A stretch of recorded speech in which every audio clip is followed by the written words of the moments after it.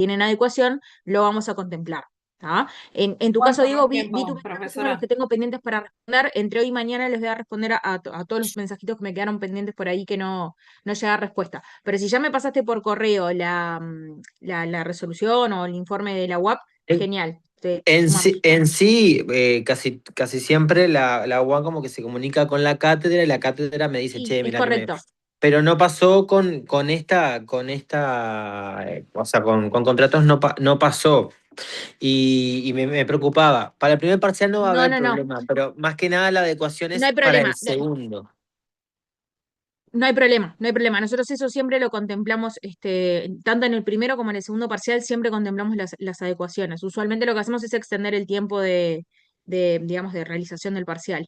Porque en mi caso, y ya termino con esto, el segundo parcial hay la adecuación, hay una resolución del consejo, pero además hay un informe de la DUS. Y si la cátedra acepta lo que plantea el informe, yo lo hago el segundo parcial, si no me doy de baja antes de la, de la materia, digamos. Ok, Por eso se lo mandé con tiempo. la verdad no lo vi, lo revisamos, pero digo, no sé qué adecuación tenés particularmente, Ujú. pero seguramente no sea un problema contemplarlo. Eso siempre tratamos de ser lo Perfecto. más flexibles posible. Si tenemos que tomar oral, lo tomamos oral, obviamente con la autorización del consejo, porque ahí sí tenemos un tema de reglamento que nos limita. Si es necesario que sea más tiempo, otra modalidad, digamos, eso siempre tomamos en cuenta. Así Perfecto. que tranquilo que sin perjuicio de no haberlo visto, igualmente te respondo o te respondemos por mail por Eva, por donde te hayas contactado, pero quédate tranquilo que en la medida de todo lo que esté a nuestro alcance y sea posible, lo contemplamos. Perfecto. Gracias, profe. Por favor. El do ayer. Profe, disculpe la interrupción. Una pregunta, ¿como dato ya lo dimos? Porque en realidad fue la Sí, última clase fue que falté y no sé si lo dieron sí, ahí o se dio antes. Ah, ¿se dio el sí, en la viernes? última clase Ah, terminamos arrendamiento y dimos como está. arrendamiento Bien, de está. cosas y Bárbaro, urbanos gracias. y por favor. Villar. Te consulto porque vos tenés una lista de la gente que está con adecuación o te escribo. En realidad, si tenés una adecuación, mandanos un mensajito por Eva igual, porque verificamos, porque a veces nos pasa que la UAP no nos llega a mandar o Bedelia no nos llega a mandar y no tenemos conocimiento de todos. Por ahora creo que tenemos dos o tres únicamente, así que Porque si vos, podés o sea, mandarme, lo que va a pasar es que en vez de cortármelo a las 10 me lo vas a extender un poquito más si quiero, si eso va a pasar. exacto. Te lo mando por Eva a vos. Sí, si podés mandar un mensajito por Eva Dale, y lo chequeamos, por favor. dale, gracias. ¿Tá? Porque no me acuerdo los casos puntuales. Sé que tenemos dos o tres resoluciones que Está nos han bien, está llegado, pero bien. honestamente no me acuerdo. Bravo, Chado. Hola, buenas noches, profesora. Buenas. Ahora que comentó que mandato termina el viernes, ¿igualmente va Sí, mandato para el parcial? no, hasta el parcial va hasta lo que vimos en la clase de hoy. Bien, gracias. ¿Ah? Igualmente lo que demos miércoles y viernes va para el parcial final. Eso sí, para todo lo del año. ¿Ah? Gracias. Marroco y arrancamos la clase. Hola, buenas noches, profesora. Una Bueno, consulta. Con el tema de las constancias para presentar, ¿lo sí, pedimos en el momento antes del parcial o hay algún no, hacemos foro? así. Aclaro, nosotros creamos un módulo que es primer parcial, que ustedes todavía no lo van a ver visible, probablemente esté visible el jueves o viernes mismo, y ahí ponemos un foro para que ustedes pidan las constancias. ¿Tá? Ustedes la piden por ahí, nos dejan su nombre y cédula, y nosotros por ahí mismo les respondemos en forma privada, mandándoles las constancias firmadas. Bárbaro, muchísimas gracias, muy amable. Por favor. ¿Barbosa? Bueno, y ahora sí arranco la clase, que si no, no nos va a dar el tiempo. Yo era para avisarle que me voy a dar de baja de la materia y bueno, mando un mensaje a Eva nomás. Sí, sí, por favor, sí, si vas a darte de baja, tenés que mandarlo a través del foro que es para eso, porque si no, Dale, perdemos el control.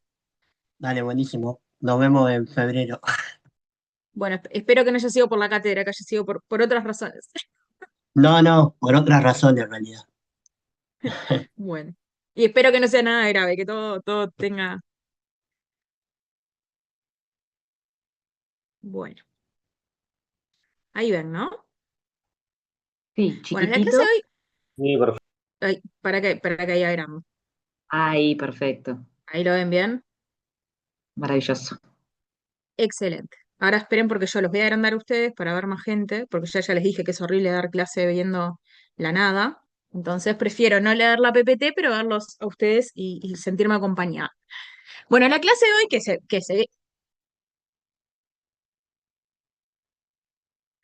bueno.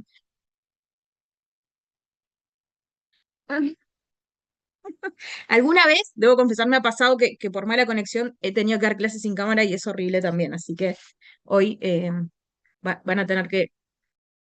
Es decir, en el año Bueno, ahí sí. 56, cuando la epidemia de poliomielitis, las clases eran los viernes, no eran obligatorias.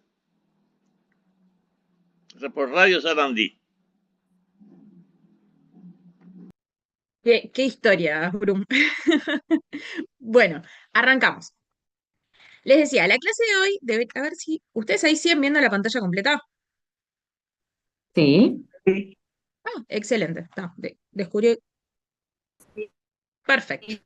Bueno, les decía, la clase de hoy debería ser una clase que a ustedes no les resulte extraña. ¿Por qué? Porque ustedes en responsabilidad civil el semestre pasado estudiaron la responsabilidad decenal. O sea, ustedes estudiaron la responsabilidad de los constructores, arquitectos, ingenieros y todo el elenco de sujetos que son responsables en casos de que existan vicios o defectos constructivos. En ese contexto, si ustedes tuvieron clase con Venturini, nosotros, o sea, la clase la di yo y particularmente hablamos del contrato de arrendamiento de obra vagamente para tener unos conceptos generales y poder luego analizar la responsabilidad decenal. Y la responsabilidad decenal, bueno, obviamente quienes lo estudiaron, entiendo todos lo vieron, también tienen algunos conceptos sobre el arrendamiento de obra. Entonces la clase de hoy debería ser relativamente ligera porque es algo que a ustedes no les resulta extraño. Vamos a ver hoy lo que vamos a empezar a estudiar es el contrato de arrendamiento de obra. Nosotros ya vimos en el artículo 1776 que empezamos a ver los contratos de arrendamiento. Ahí se acuerdan que el 1776 define los tres tipos de arrendamientos que existen: arrendamiento de cosas, arrendamientos de servicios y arrendamientos de obra. ¿No? El arrendamiento de cosas, nosotros ya lo vimos en las clases pasadas cuando estudiamos todo el régimen de arrendamiento de obra, perdón, de arrendamiento de cosas, y después vimos concretamente los arrendamientos urbanos. ¿Sí? Código Civil, Decreto Ley 1419, el régimen de la ley de urgente consideración, etc. Hoy vamos a estudiar otra parte del régimen de arrendamientos, que es el arrendamiento de obra. ¿Cómo se define el arrendamiento de obra? Bueno, la definición nace del mismo 1776, que define los tres tipos de arrendamientos. ¿Y de dónde lo extraemos? Bueno, lo extraemos de esos pedacitos que están ahí marcados en negrita. El arrendamiento es un contrato en que las dos partes se obligan recíprocamente. La una considera el uso goce de una cosa, en realidad está mal marcada la negrita, perdón, es a ejecutar una obra, la primera parte, el uso goce de una cosa es el arrendamiento de cosas, a ejecutar una obra, que es el arrendamiento de obra que vamos a ver ahora, o a prestar un servicio, que es el arrendamiento de servicios que vamos a ver el miércoles, y la otra a pagar por este uso, goce o servicio un precio determinado. El que recibe el precio es el arrendador, el que lo paga el arrendatario, y después nos dice que se perfecciona por el mutuo consentimiento de las partes. Entonces, si hablamos de arrendamiento de obra, lo vamos a definir como un contrato en el cual una de las partes se obliga a ejecutar una obra y la otra parte se obliga a pagar un precio por esa obra que se ejecuta. Cuando hablamos de obra, vamos a hablar de obra en sentido amplio. ¿Por qué? Porque ejecutar una obra no es solamente quiero construir una casa, quiero construir un edificio, quiero construir un galpón. Una obra también puede ser quiero una escultura. Yo acá siempre pongo el mismo ejemplo, un tanto absurdo, pero imagínense que quiero decorar el jardín de mi casa y como soy fanática de Blancanieves y los siete enanitos, hablo con un escultor y le digo, quiero que me hagas Blancanieves y los siete enanitos para poner en el frente de mi casa y poder contar una historia cada vez que alguien entra. ¿Sí? Supónganse que tengo una imaginación bárbara, entonces quiero hacer o crear una historia desde el inicio de la entrada, ¿no? Entonces, yo hablo con un escultor y le digo, bueno, quiero que me hagas estas esculturas con ciertas características, con ciertos materiales, lo que sea. Eso también es un arrendamiento de obra. O sea, el arrendamiento de obra no solamente pasa por quiero construir una casa, quiero construir un edificio, sino que en general cualquier contrato cuyo objeto sea la ejecución de una obra es considerado un arrendamiento de obra. Después, cuando veamos arrendamientos de servicios, vamos a ver que hay algunos casos en los cuales puede existir una duda si lo que estamos contratando es un arrendamiento de obra o un arrendamiento de servicios. ¿Qué caso les pongo? Supónganse un arquitecto, ¿sí? A quien le contrato la realización de los planos para diseñar mi casa.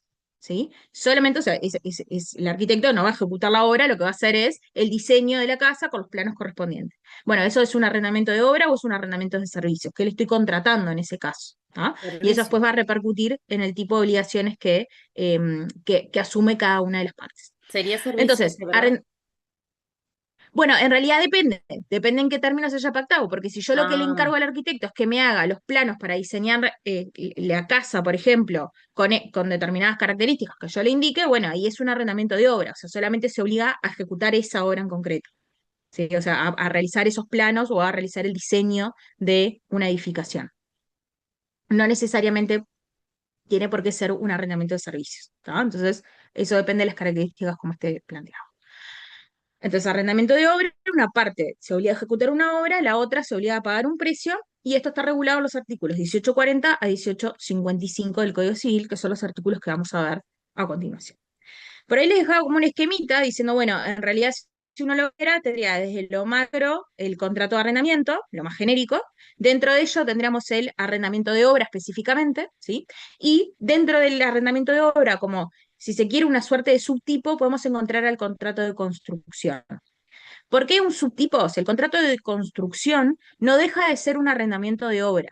Pero ¿qué sucede? Por las particularidades y por las especificidades que se dan, la doctrina ha, digamos, centralizado, o si se quiere, sí, centralizado una regulación en torno al concepto de contrato de construcción, ¿tá? Pero por las particularidades que tiene la construcción de una obra en general, o la ejecución de una obra en general. O sea, no es lo mismo, de nuevo, vuelvo al mismo ejemplo, no es lo mismo si yo quiero construir una casa o un edificio que si lo que quiero es hacer una escultura para el jardín de mi casa o hacer otro tipo de obras que no sean tan significativas o que no tengan tantas particularidades como puede tener la construcción o la edificación de un edificio, valga la redundancia. Por eso entonces, no es que el contrato de construcción sea un tipo contractual distinto o algo diferente del arrendamiento de obra, es un arrendamiento de obra, pero por sus especificidades se ha como generado un tipo particular que se denomina contrato de construcción, que también vamos a analizar.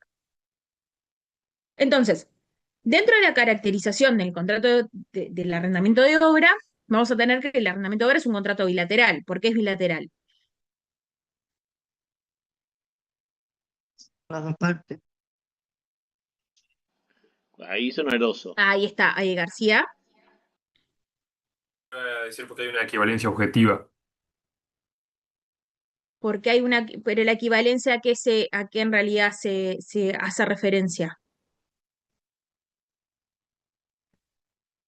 En que hay obligaciones recíprocas entre las partes. Ahí está, exactamente, exacto. Hay obligaciones sinalagmáticas y ahí lo de la equivalencia. Ortega, por ahí que vi la mano, y Torres. Sí, por- puede ser que es bilateral porque hay obligaciones cinemáticas entre las partes. Perfecto. Y la mano porque justo ya lo habías dicho. Perfecto. Y tenía a Torres, creo, y alguien más la mano levantó, pero lo perdí. Profe, pero era más o menos lo que dijeron los compañeros, Ah. de que era bilateral porque ambas partes se obligaban recíprocamente a la entrega de prestaciones y que era sinalagmático, por eso Ahí no. Exacto, perfecto. Es un contrato que es oneroso porque la propia definición que vimos hoy, ¿no? O sea, alguien se obliga a ejecutar una obra a cambio de un precio. Es oneroso, no es un contrato gratuito. Es conmutativo, ¿sí? Las dos partes, digamos, se graba una en beneficio de la otra recíprocamente, ahí la conmutatividad. Es consensual, por lo que veíamos recién, ¿se acuerdan que la definición del propio 1776 dice el arrendamiento se perfecciona por el mutuo consentimiento de las partes, o sea que no es un contrato que tenga ninguna solemnidad, se perfecciona por el mero consentimiento de las partes. Es un contrato principal por oposición a un contrato accesorio, ¿sí? Y bueno, acá es donde viene quizás el elemento más importante en la caracterización del contrato de arrendamiento de obra, que es un contrato que es de cumplimiento instantáneo. ¿Por qué es de cumplimiento instantáneo? Voy antes con las preguntas, Marangos.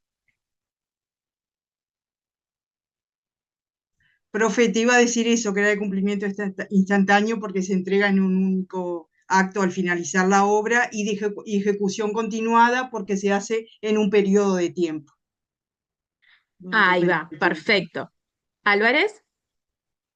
Sí, buenas noches. En la misma línea de lo que traías y lo que mencionaba la compañera, que ahí es donde vemos una de las diferencias con el arrendamiento de cosas que veníamos dando cuando ese cumplimiento en realidad es también continuado en el tiempo y habíamos hablado del tema de la restitución.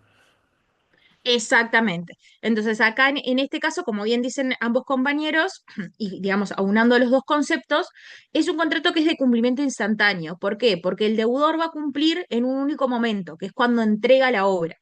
Si bien eso no implica que, obviamente, la ejecución de una obra implica un tiempo o el transcurso de un cierto lapso de tiempo para lograr esa entrega. Porque si yo tengo que hacer una escultura no hago así y la tengo. Necesito un periodo de tiempo, necesitaré una semana, 2 semanas, 3 semanas, un mes, el tiempo que insuma, pero voy a necesitar un tiempo para poder ejecutar esa obra.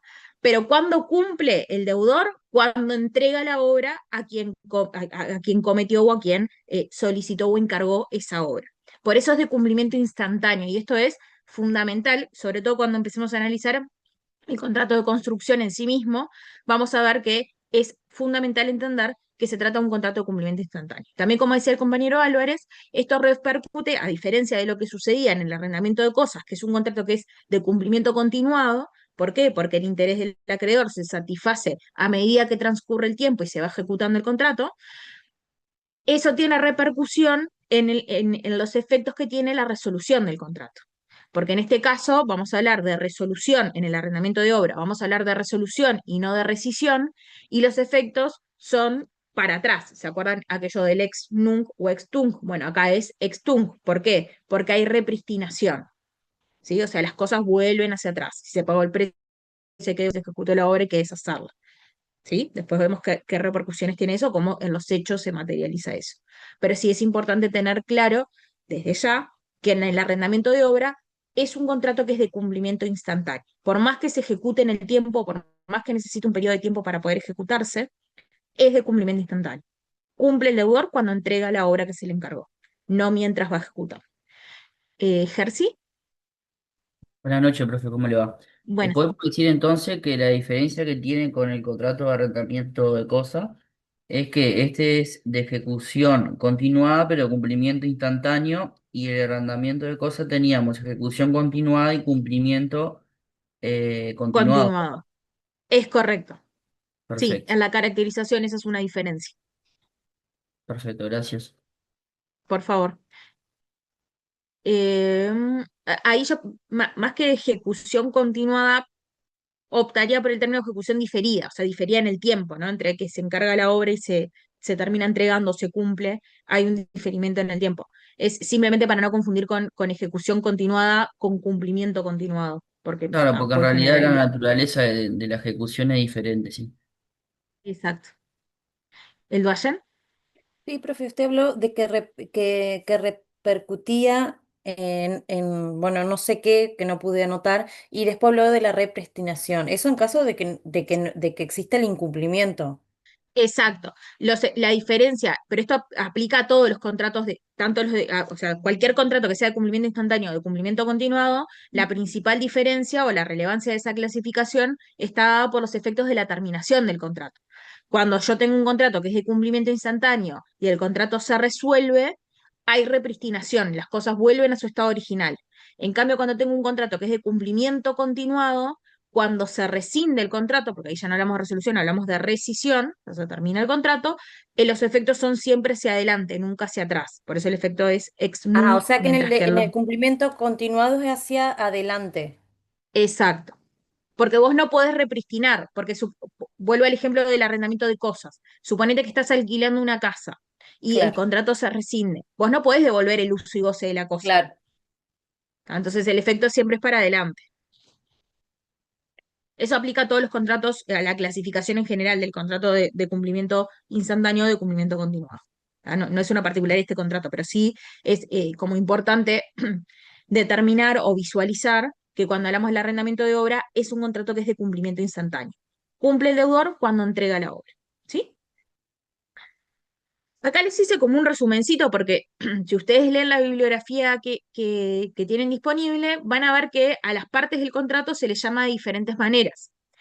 Si nosotros vamos a la definición del 1776, nos habla de arrendatario y arrendador, ¿sí? Arrendador, el que va a realizar en este caso la obra, arrendatario, quien paga por esa obra. Pero también lo pueden encontrar de otras maneras. Por ejemplo, sobre todo en el derecho argentino, es más común encontrar los términos locatario y locador, ¿sí? Que también a veces se usa para el arrendamiento de cosas. Y los términos digamos que prefiero utilizar o que van a ver más común, sobre todo en el contrato de construcción o en sede de contrato de construcción, es comitente y constructor. Más fácil si no se quieren entreverar, porque a veces, o capaz que hasta como recomendación para no entreverar entre arrendatario y arrendador, quién encarga la obra y quién la hace, ¿sí? O quién encarga la obra y la paga, y quién construye o quién hace la obra o tiene a su cargo la realización o ejecución de la obra. ¿Sí? Para no mezclar, porque a veces los términos arrendatario y arrendador es un lío bárbaro y terminamos embretados sin sentido. Entonces, basta con que ustedes identifiquen a quién tiene a su cargo la ejecución de la obra y a quién encarga y paga por esa obra. De acá en adelante, yo siempre les voy a hablar de comitente y constructor en cualquiera de digamos, en todos los casos que me parecen los términos más sencillos o más, digamos, representativos. Tipos de contratos que podemos tener, siempre hablando del arrendamiento de obra. ¿Qué puede pasar? Si vamos al 1840 nos dice, bueno, a quien le encargo la obra, o sea, acá estamos mirando desde quién va a ejecutar esa obra. Ese sujeto puede solamente obligarse a realizar o ejecutar materialmente la obra sin suministrar los materiales, o puede ser que se obligue también a suministrar los materiales con los cuales va a realizar la obra. Vuelvo al ejemplo de la escultura. Imagínense que yo hablo con el escultor y le digo, mira, quiero una escultura para el jardín de mi casa, ¿sí? O para el comedor, no importa, para el living, para el lugar que sea. Quiero decorar la oficina. Entonces quiero esta escultura. Bueno, el escultor se puede obligar solamente a ejecutar o realizar esa escultura y decirme, bueno, mira, yo para hacer esta escultura necesito, estoy inventando, no tengo ni idea, el arte no es lo mío, pero supónganse que diga, bueno, necesito 3 kilos de yeso, no sé si es mucho o poco, pero bueno, 3 kilos de yeso, 4 kilos de arena, 5 tarros de pintura, de no sé qué, todo lo que necesito. Y me da un listadito, me dice, mira, yo necesito todo esto para hacer lo que vos me pedís. ¿Vos querés la escultura? Ok, necesito todo esto. Bueno, ahí solamente el escultor se va a obligar a ejecutar esa obra, pero no a proporcionar los materiales.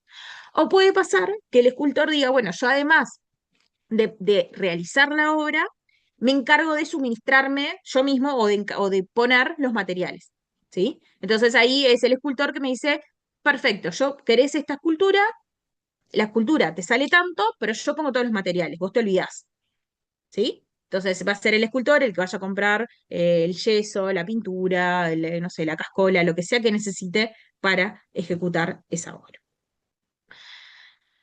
Estos dos tipos digamos, de formas de contratación, en las cuales en una quien ejecuta la obra pone los materiales o solamente pone su mano de obra pero no pone los materiales, están regulados en 2 artículos del Código.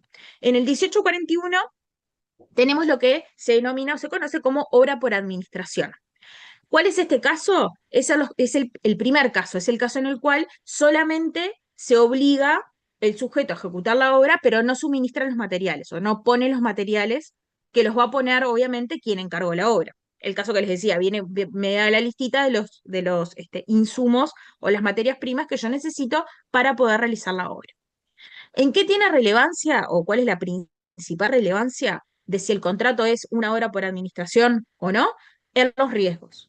¿Por qué? Si ustedes ven ahí el 1841 dice, si el obrero solo pone su trabajo o industria, primer caso, pereciendo la cosa, no responde sino de los efectos de su impericia. O sea que los riesgos sobre quién recaen, sobre quién encargó la obra, ¿sí? Si la cosa se destruyó, bueno, eso es a riesgo del que encargó la obra y por lo tanto va a tener que proporcionar nuevos materiales para que el artesano, el constructor, quien vaya a ejecutar la obra pueda realizarla. Salvo que obviamente ese perecimiento de la obra sea como consecuencia de su propia impericia. O sea, siempre acuérdense que cuando uno tiene, cuando hay un perecimiento de la cosa y eso está precedido de culpa, no lo exonera de responsabilidad, ¿sí? Entonces, imagínense que la obra me estaba ejecutando la escultura que yo le había pedido para adornar el jardín de mi casa, ¿sí? Y resulta que dejó todos los materiales a la intemperie sabiendo que iba a haber una tormenta. Hoy o mañana creo que había lluvia, entonces dejó todo en el patio y dijo, mañana lo entro, no pasa nada, no va a llover. Bueno, ahí en ese caso, como yo puse los materiales, de regla, si la cosa perece, debería, la escultura se derritió, yo qué sé, se lavó con el agua, lo que sea, se destruyó como consecuencia de la tormenta. Bueno, ahí en ese caso de regla debería perecer para mí, que soy la que encargué la obra y puse los materiales. Ahora, como estuvo precedido de culpa o impericia, como dice la norma, de quien iba a ejecutar la obra, porque sabiendo que iba a haber una tormenta, lluvia y demás, que eso podía afectar la obra que estaba realizando, no tomó los recaudos suficientes para evitar que eso sucediera, entonces en ese caso no corre lo que veníamos diciendo. ¿No? O sea, va a quedar de su cuenta o va a ser de su cuenta el reponer los materiales para la ejecución de la obra. O sea, Dice, sin profe, embargo, no puede reclamar, sigue el artículo, sin embargo, no puede reclamar ningún estipendio si perece la cosa antes de haber sido entregada, a no ser que haya habido morosidad para recibirla o que la instrucción haya provenido de la mala calidad de los materiales, con tal de que haya advertido oportunamente esta circunstancia al dueño. ¿Esto a qué refiere? Bueno, refiere a quien encarga la obra, ¿sí? Entonces, si perece la cosa antes de haberla entregado, ¿sí? Va a ser de su cargo, salvo que haya mora del acreedor, o sea, el típico caso de mora del acreedor, salvo que el que encargó la obra no la hubiera recibido, a pesar de haber sido combinado a recibirla, o que haya provenido de la mala calidad de los materiales. ¿Por qué? Porque ahí los materiales fueron puestos por el comitente o por quien encargó la obra. ¿Sí? Entonces, en esos casos no podría reclamarle, digamos, no termina recayendo los riesgos sobre quien realiza la obra. La otra modalidad de contrato, la otra modalidad de contratación que está establecida en el 1840 y que se regula en el 1842, es cuando este arrendamiento de obra implica también el suministro de los materiales. O sea, me obligo a ejecutar una obra, pero además proporciono yo los materiales. Y ahí el 1842 tiene la regla opuesta, nos dice, si el obrero pone también los materiales, son de su cuenta las pérdidas y deterioros que de cualquier manera acaezcan, a no ser que el que mandó hacer la obra incurriera en mora de recibirla. Que tiene sentido, o sea, si yo estoy poniendo los materiales, yo estoy ejecutando la obra, corro con los riesgos hasta que la entrego, podemos saber que el momento de la entrega va a ser el momento en el cual los riesgos se transfieren a quien encargó la obra, salvo que obviamente eso haya sido o estuviera precedido de la mora del acreedor, en este caso, de la obra. ¿Sí? O sea, si yo ya terminé la obra, le dije a quien me la encargó que la podía retirar y no la retira, y lo hago caer en mora, obviamente si hay una mora automática o la forma en la cual lo tenga que constituir en mora, de acuerdo al tipo de contrato, si se pactó o no la mora automática, si no recurrimos al 1336, bueno, en ese caso, ahí sí no va a responder en caso de que la cosa perezca. Marangos. Profe, lo que acabas de decir, el 1842, que lo que comentaste, es lo mismo que plantea en el inciso 2 del 1841 sobre la morosidad de quien, del que encargó la obra que demoró en recibirla, ¿no es lo mismo o yo te entendí mal? No, porque acá Porque fíjate dice que en el mucho el 1841, dice mucho porque el el 1841 te dice, si el obrero pone el trabajo y no pone los materiales, si perece la cosa, no responde, sino a los efectos de la impericia. ¿Tá? Entonces, hasta ahí vamos bien. Dice, sin embargo, no puede, o sea, ¿qué pasaría al revés? Pensemos en el supuesto de perece la cosa. ¿Para quién perece? Para quien la encargó. O sea que el que la encargó tiene que volver a proporcionar los materiales para poder ejecutar la obra. Entonces ahí nos dice, sin embargo, no puede reclamar ningún estipendio, o sea, el obrero no puede no puede reclamarle a quien le encargó la obra que ponga materiales o demás, si la cosa perece antes de haber sido entregada, a no ser que haya habido morosidad para recibirla o que la destrucción haya provenido de la mala calidad de los materiales, con tal de que haya advertido oportunamente esta circunstancia al Por dueño. eso, ¿quién la va a recibir la obra? Profe, ahí, a eso voy. Eso me confunde. ¿Quién la va a recibir? ¿Es el No, que lo siempre mandó a la va a hacer? claro, siempre recibe la obra Pero quien la dice, encarga. por eso dice morosidad con respecto a quién la va a recibir. Por eso te digo, ¿no es algo Exacto, parecido? sí, sí, sí. Exacto. Ah, Cuando vos ya está. cuando quien tiene a su cargo la ejecución de la obra terminó la obra y el otro no la recibe, ahí en ese caso es que queda exonerado, digamos, que queda eximido de esa responsabilidad. Claro, y el riesgo es para el que la mandó a hacer, entonces, en todo caso. ¿Puede ser o no? En el caso que la obra sea por administración, sí. En el caso que sea con suministro de materiales, no. Ah, Porque está. cuando vos, ahí va la diferencia con el 1842. El 1842 nos dice, bueno, si además vos pusiste los materiales, los riesgos son tuyos. O sea, el riesgo es tuyo. Salvo que, de nuevo, la misma hipótesis. Si Por hubiera eso, moral en el exacto, sí. La solución es la por, misma, exacto, a, sí, sí, a sí. eso me refería, a Ahí eso, a entendí, esa sí. partecita, a la Sí, sí, morosidad sí. Es del lo que mismo, encargó. siempre termina Ah, bien. exonerando al constructor cuando los riesgos recaen sobre él, en el caso en el cual exista mora en recibirla de quien encargó la obra. ¿Sí? ¿Hecho este? Te hago en realidad es una pregunta sobre un caso puntual en donde, por ejemplo, vemos en un arrendamiento de servicio con un mecánico, ¿no? Vos, digo, una cosa muy caro como puede ser un turbo de un camión, ¿no? Que es algo que, para que te das una idea, sale $1000. Entonces, si el cliente, o sea, el que arrendó el servicio del taller mecánico, elige la marca del repuesto que quiere emplear, pero se encarga el mecánico de suministrarlo. Ahí, Ujú. en caso de tener uno que responder frente al otro, es el mecánico que responde frente al cliente en caso de que ese turbo falle, independientemente de su mano de obra de bajar el motor y cambiar el turbo, y después el mismo mecánico va a tener que ir contra la marca X o la casa de repuestos que le vendió eso, o directamente como lo eligió el cliente, esa marca, por más que la haya conseguido el mecánico, se tiene que hacer cargo directo el que está arrendando la obra, en este caso que Ahí sería va. Primero, entiendo tu ejemplo, sería un arrendamiento de obra, no de servicios, porque vos le estás encargando que correcto, por ejemplo, que te arregle o que te sustituya un determinado componente del vehículo.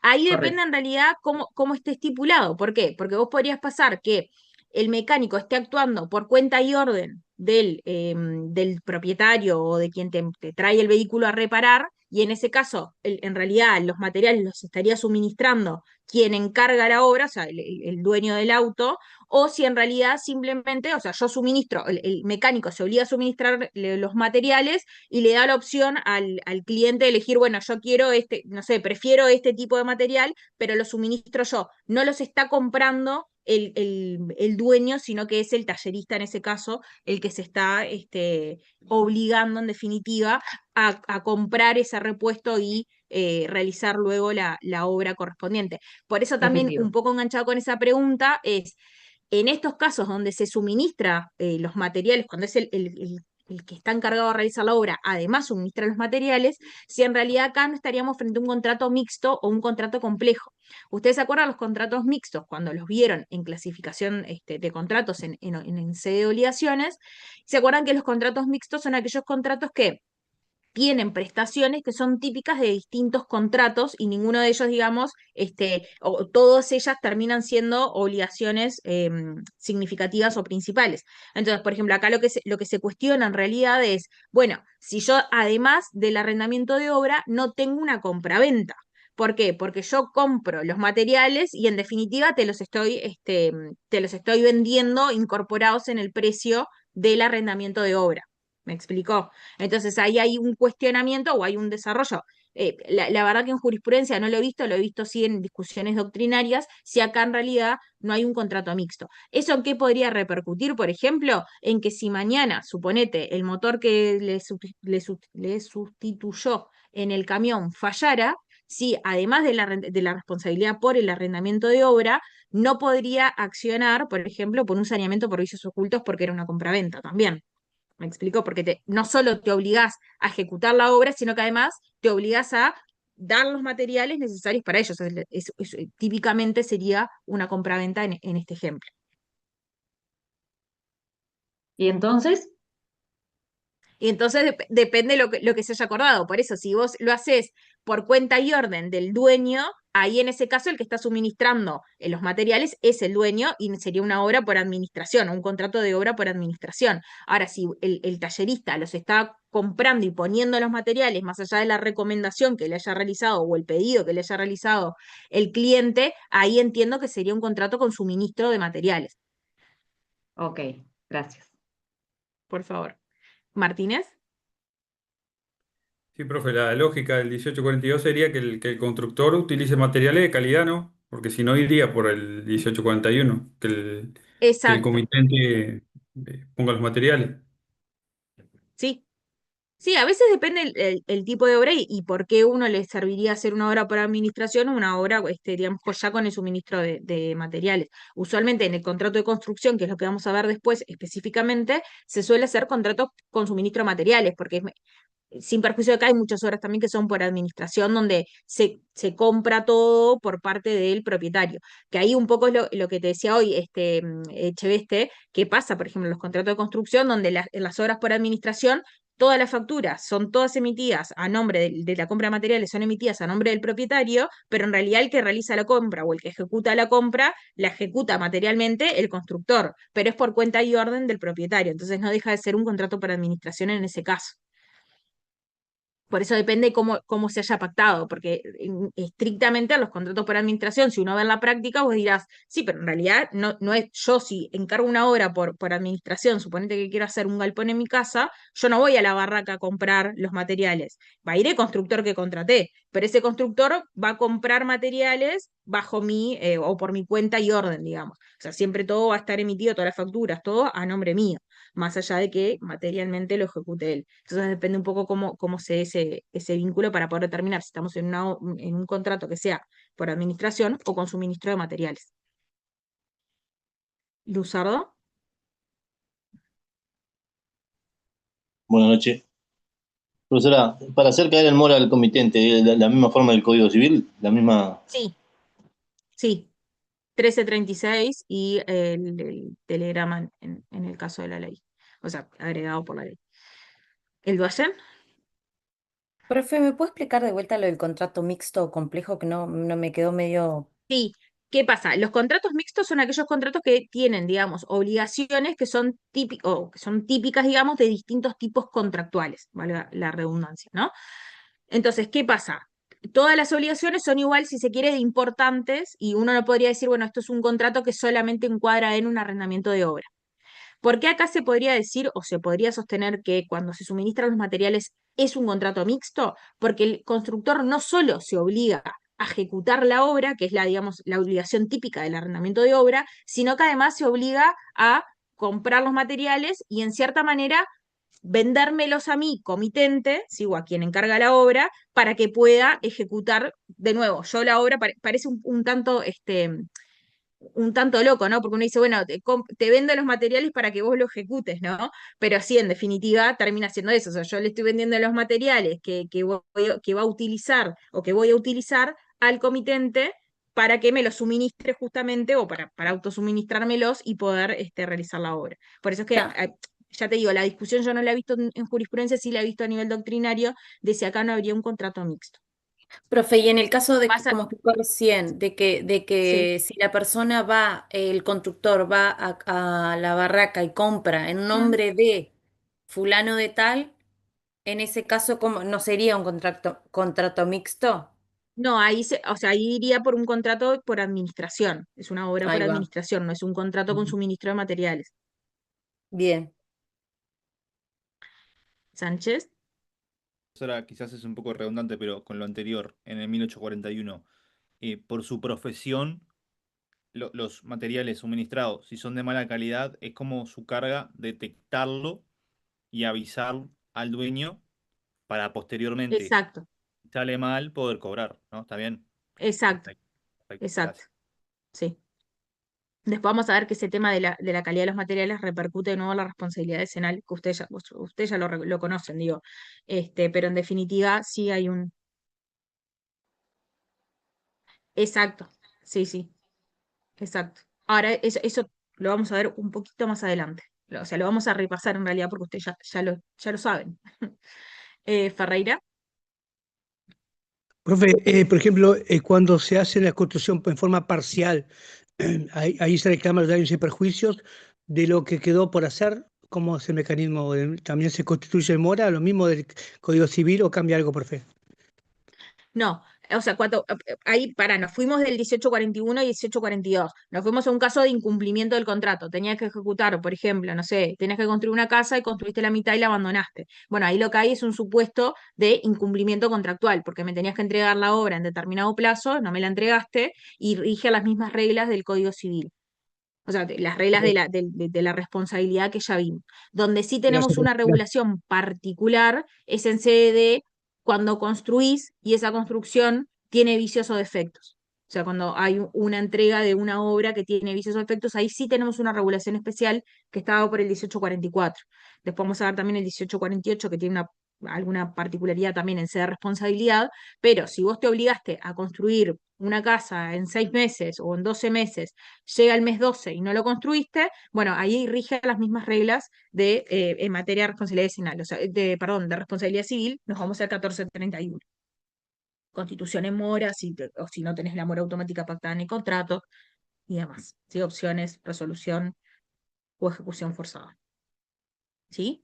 O sea, no hay que perder de vista que no deja de ser un contrato bilateral con las reglas que ya estudiaron ustedes en responsabilidad en sede de incumplimiento de contratos bilaterales. ¿Sí? ¿Quedó aclarado? Gracias, profe, muy amable. Por favor. Bueno, entonces, hasta acá vimos distintas formas de contratación según quién suministra los materiales, si lo suministra comitente o si lo suministra quien va a realizar la obra. Ahora nos vamos a ver otro tipo de contrato que sobre todo tiene repercusión, o que lo van a ver mucho en sede de contrato de construcción, que es lo que se llama o se conoce como contrato llave en mano, ¿tá? Que a veces es como que se duda a qué refiere el contrato llave en mano. En realidad lo que refiere es, o básicamente a lo que se relaciona, o con lo que se relaciona, es con el objeto del contrato. ¿Por qué?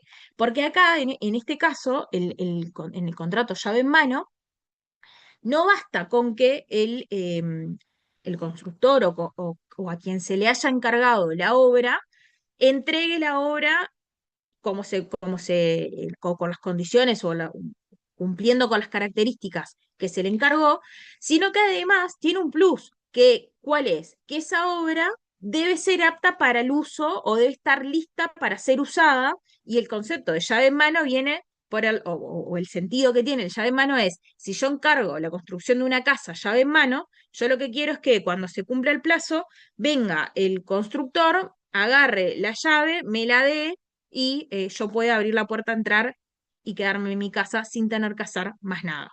¿Ah? O sea, no es que simplemente entregue la obra, sino que la obra tiene que estar lista para el uso.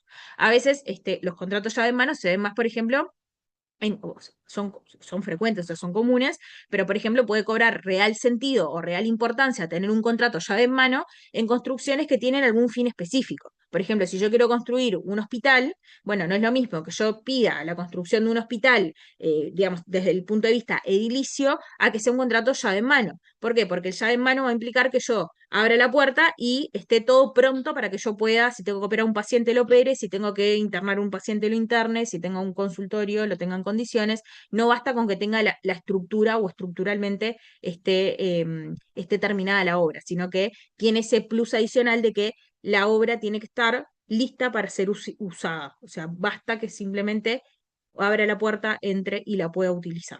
¿Sí? Por eso es como un poco más exigente ese contrato llave en mano.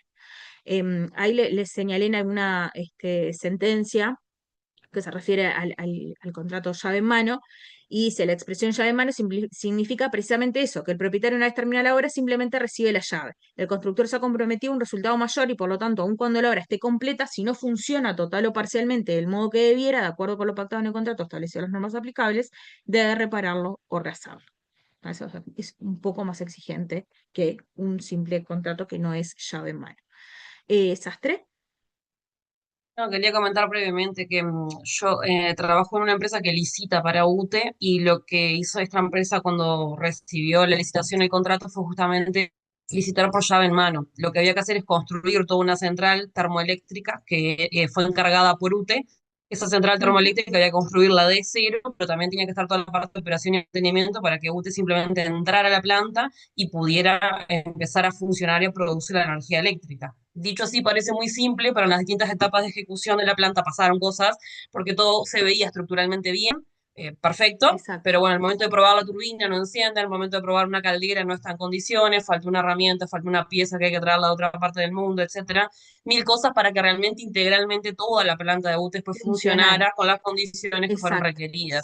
Y eso, bueno, con algunas de las partes constructoras terminó justamente en reclamaciones legales por el alcance que tenía el contrato o no, y bueno, con otras sin problema, pero es bastante complejo esto de llave en mano, ¿no? ¿Qué significa Es llave en correcto. mano? En este contrato, en parte del pliego, incluso se definía qué implicaba esto de llave en mano y qué alcance tenía la terminología, para, Exacto. bueno, ser un poco más Porque va preciso.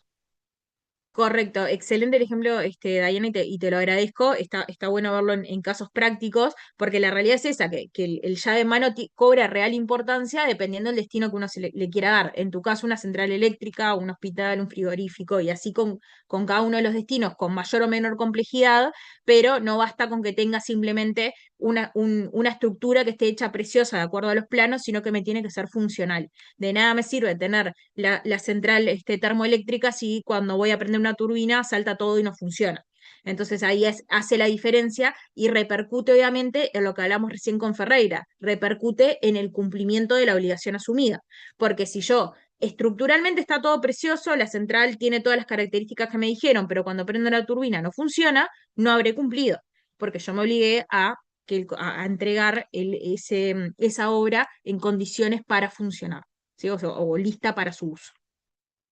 ¿El Duayen? Profe, ¿puede también ser un ejemplo las casas que realizan las cooperativas, que son con llave, supongo que debe ser lo mismo, como llave en mano, y bueno, es para habitar, o sea, es un conjunto de casas por Sí, cierta sí. cooperativa, puede ser policial, militar, de maestros, etcétera, y bueno, es con llave en mano, supongo que debe ser la misma Sí, o ahí sea, este tipo de contrato. es exacto, ahí hay que ver cómo está pactado, pero en ese caso, por Claro. ejemplo, en el caso de una casa, sería llave en mano, si yo entro y ya tengo la cama lista para poder tender una Ah, sábana y acostarme a dormir, o claro, prender el calefón y tener agua caliente, claro, distinto a si simplemente mando a construir una casa y no decimos que es llave en mano, podrá no tener nada dentro y simplemente claro, tener las divisiones y sería y estaría cumpliendo. Pero bien. simplemente tenganlo presente como, digamos, un tipo de contrato, que sea mucho los contratos de construcción, y que refiere a eso, refiere al alcance del objeto del contrato, y es más exigente para el constructor. Nos vamos adentrando entonces, ay, perdón, Bachino. No, no, quiero decir que está en mano hay que definirlo. Es eso.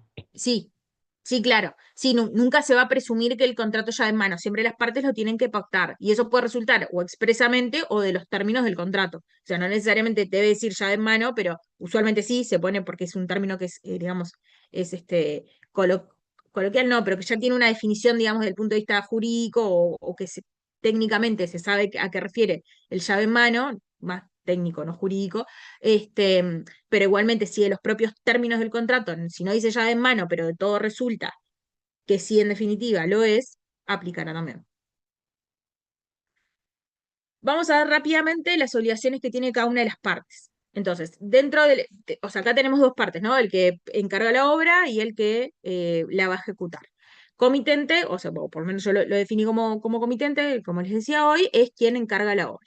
¿Cuáles son las obligaciones que surgen de este contrato? Bueno, la obligación principal ya la vimos, pagar el precio. Pero también tiene otras obligaciones, como por ejemplo recibir la obra una vez concluida, verificada y aprobada, que esto ahora lo vamos a ver cada una de ellas, y un deber de cooperar con quien va a ejecutar la obra o con el constructor, también a instancias de esta obligación anterior de recibir esa obra, y a veces porque también requiere del auxilio del comitente para poder realizar o ejecutar la obra. En cuanto al precio, o sea, la obligación principal que asume el comitente es pagar el precio. Vamos a ver el artículo 1834, que es un artículo que vamos a retomar también en la clase que viene cuando veamos arrendamientos de servicios, pero el 1834 lo que establece es una presunción de onerosidad. ¿Qué significa? alguien, Brum, creo que vos sos nuestro lector, ¿tenés el 1834 por ahí para leer? ¿Te animás a leerlo? Sí que me animo. El que hiciera algún trabajo o prestar algún servicio a otro puede demandar el precio, aunque ningún precio o retribución se hubiese ajustado, siempre que el tal servicio o trabajo fuese de su profesión o modo de vivir honesto. En este caso, se presumirá que los interesados ajustaron el precio de costumbre para ser determinado judicialmente si hubiere duda. Si el servicio o trabajo, aunque honesto, no fuera relativo a la profesión o modo de vivir del que lo hizo, solo tendrá lugar lo dispuesto en el inciso anterior cuando por las circunstancias no se presumiera la intención de beneficiar a la persona a quien el servicio se hacía. Esta intención se presume si el servicio no fue solicitado o si el que lo prestó habitaba en casa de la otra parte. En los casos de este artículo... Si querés, déjalo por ahí porque ahí ya Ya no sigue, entendí digamos, nada, más en pero lo arrendamiento de tendría que leer servicios otra vez. que de obra.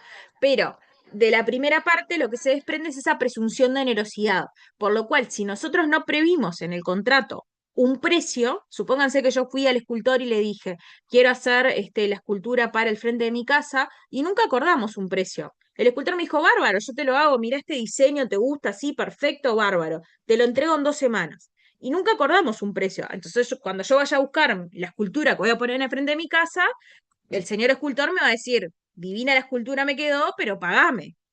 Y yo le voy a decir, no, pero si precio no acordamos, ¿no me lo regalás? No, bueno, no es gratuito, ¿no? Se va a presumir, me lo podrá donar, me lo podrá regalar si quiere, pero hay una presunción de onerosidad. Y si no se estableció el precio, ahí la solución supletoria que nos da el 1834 se va a usar el precio de costumbre. ¿Ah?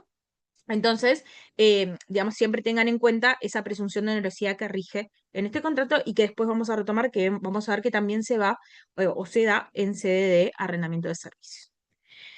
Hablando de tipos de contratos, o sea, ya vimos distintos tipos de contratación. La primera la vimos en función de si el constructor o quien va a realizar la obra pone o no los materiales. Después vimos un tipo particular de contrato, que es el contrato llave en mano.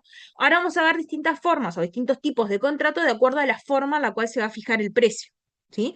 Y esos básicamente son 2 tipos contractuales. El primero es aquel contrato que se denomina por ajuste alzado o por un tanto. ¿Qué significa?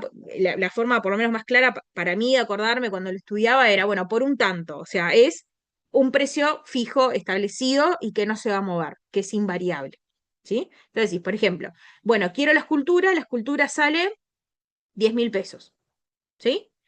Ese es un precio fijo invariable, no importa si le lleva más tiempo, más material, lo que sea, el precio son 10.000, ¿sí? No importa si tuvo que usar el doble de materiales porque calculó mal y dijo, esto me llevó mucho más de lo que yo pensaba. No importa, el precio va a seguir siendo los 10.000. Y el otro tipo, la otra forma, o tipo de contrato, de acuerdo a la forma de fijación del precio, es aquel contrato que es o que está ajustado, o que se denomina ajustado por medida o por número. ¿Qué significa? Cuando el precio yo lo determino en función de una unidad de medida. Lo más fácil, o el ejemplo típico es, bueno, el precio por metro cuadrado. ¿Querés construir una casa? Bueno, el precio del metro cuadrado construido sale $1.000. Quiero construir una ruta, el precio de kilómetro de ruta sale $1.000.000. ¿Ah? ¿Cómo se va a determinar el precio? En función de la cantidad de metros cuadrados construidos, en función de la cantidad de kilómetros de ruta realizado. ¿Sí? O sea, voy a tener que hacer una operación económica o una operación matemática para poder determinar. Vieron que la matemática no es lo mío. El otro día ya ¿con qué fue que le erré? Con el En el medio hay cuatrimestre. una Es cantidad de porque es contratitos, ¿eh? psicológico. En Te, el medio hay que- una te cantidad de quedaste contratitos. mal, Hilary, Me quedé quedaste mal, mal. no saben qué mal pero en serio la pasé mal el otro día, ¿eh? Es Ustedes no una lo creen, pero negación yo la pasé mal. psicológica, Hilary. Va por ahí nada más. No lo creas. No, es horrible, es horrible. Les juro que trabajo con números, además es horrible. Bueno, entonces, cuando es ajustado por medida, vamos a necesitar hacer una operación económica, vamos de nuevo, una operación matemática, que esperemos la haga alguien que sepa matemáticas, si no yo, en la cual va a determinar la cantidad o esa unidad, cuántas veces se repite, y eso se determina o se multiplica por el precio que se fijó por la unidad de medida, y de allí va a salir el precio. En el primer caso, no hay ninguna operación matemática que hacer porque el precio ya está determinado y fijo. Lo primero, o esto último en realidad está regulado en el 1845, lo anterior, o sea, cuando se determina por unidad de medida o por unidad, o por unidad X, está definido en el 18 o está regulado en el 1846. ¿Sí? Pago del precio. Primero, ¿cuándo se paga el precio? Bueno, 1853 nos resuelve el problema. Se va a pagar cuando se entrega la obra. Después vamos a ver los efectos de la recepción concretamente en el contrato de construcción, pero por ahora ya venimos viendo que es un contrato de cumplimiento instantáneo. El deudor, o sea, el quien va a ejecutar la obra, cumple cuando entrega. Y en ese momento que entrega la obra, en ese momento deviene exigible el precio o el pago del precio a quien la encargó. ¿Sí? Obviamente que esto es salvo pacto en contrario, o sea, el 1853 es una norma supletoria. ¿Por qué? Porque las partes podrían pactar que el precio se pague en otro momento. Y es lo que suele pasar en los contratos de construcción. Usualmente se paga la obra por avance de obra, o sea, a medida que la obra va avanzando, voy pagando y de esa manera se va financiando la construcción. ¿Sí? Pero si no pactáramos nada, si no pactáramos que el pago es por avance de obra, a medida que se va ejecutando, bueno, ahí el precio recién deviene exigible al momento de la entrega. Eso implica que antes de la entrega no me va a poder reclamar el pago del precio, ¿sí? Salvo que hayamos pactado algo distinto. Y en el caso de los bienes muebles, en el 1854, es una norma particular, porque el 1844 da derecho de retención. ¿Se acuerdan el Es año el caso pasado de los cuando veían en enanitos. responsabilidad? ¿Cómo? El caso de los enanitos y de Blancanieves. Ahí está, el caso de Blancanieves y los 7 enanitos, si yo no le pago al escultor que me iba a hacer a Blancanieves y los 7 enanitos para que yo hiciera mi Blancanieves en la puerta, en el jardín de mi casa, bueno, ahí en ese caso, hasta que yo no pague, tiene derecho de retención el escultor. El escultor me podría retener a Blancanieves y los 7 enanitos hasta tanto yo le pague. Solamente para bienes muebles. ¿Tá? Y es uno de los pocos casos que está previsto el derecho de retención, que se acuerdan que es muy restrictivo y está en muy pocos casos o en muy pocos contratos previsto. ¿Hasta acá venimos bien? ¿Alguna duda? Todo bien. Me ¿Voy quedé muy pensando rápido? en este enanito. No sé. Profe, Yo una siempre pongo el mismo consulta. ejemplo, se ve que he llegado a la conclusión con los años, que ya hace unos cuantos, aunque no crean que doy clase, que debo tener un trauma con Blancanieves. ¿Faltó hacer alguno de los enanos o algo de eso, no? Profe, No sé, algo me pasó con Blancanieves que siempre pongo el mismo ejemplo, o no sé, o quiero tener una Blancanieves y los 7 enanitos en el jardín, la verdad que no sé a esta altura, pero les juro que hace muchos años que tengo el mismo ejemplo. ¿y el de mecánico Tendría no que sirve, cambiarlo. profe? El de El de mecánico mecánico también, Nico. el de mecánico sirve, ese es el Eso sí tradicional. lo vimos en responsabilidad civil. El Ah, me mecánico puede acuerdo, sí. retener el vehículo hasta que le paguen el servicio. Exacto. Está contemplado. Bueno, vieron que ahí yo les cambio el ejemplo, ¿no? Ahí yo no les pongo el del mecánico, les pongo el de la retención de otra cosa. Yo siempre pido disculpas, pero mi marido es mecánico, entonces es como que todo me va para ahí. Vendo repuestos, mi marido es Obvio. mecánico, es como Con que todo me razón tira para ese sabía lado. de camiones. Con razón sabía de camiones y de turbo y todo eso. Yo soy de camión y mi marido de auto. ¿Qué vamos a hacer? Perdón. Bueno, es un buen dato, Virginia, ¿eh? Si alguien necesita reparar un auto o un camión, llamen a Virginia. Bueno, seguimos. Hasta acá entonces, obligaciones del comitente. Ahora vamos a ver las obligaciones del constructor o de quien ejecuta la obra, ¿sí? Pues es más fácil hablarlo en esos términos. Bueno, lo primero, la obligación principal que asume, ¿cuál es? Ejecutar y entregar la obra. ¿Cuándo cumple? ¿Cuándo entrega? Y cuál es, lo próximo que es relevante es cuál es la naturaleza de la obligación que asume. Si es una obligación, a lo que me refiero, si es una obligación de resultado o es una obligación de medios. ¿Ah? Y acá originariamente se daba la discusión de si había una obligación de resultado o obligación de medios, cuál era el criterio mayoritario que determinaba si una obligación es de resultado o es de medios. ¿Se acuerdan? El alias. El Bueno, que si es resultado, de El profe. alias. medio, No. Gersi, perdón que no te escuché. No, que en el resultado, si no se verifica, estamos ante un incumplimiento. Por ejemplo, la entrega de la obra, ¿verdad?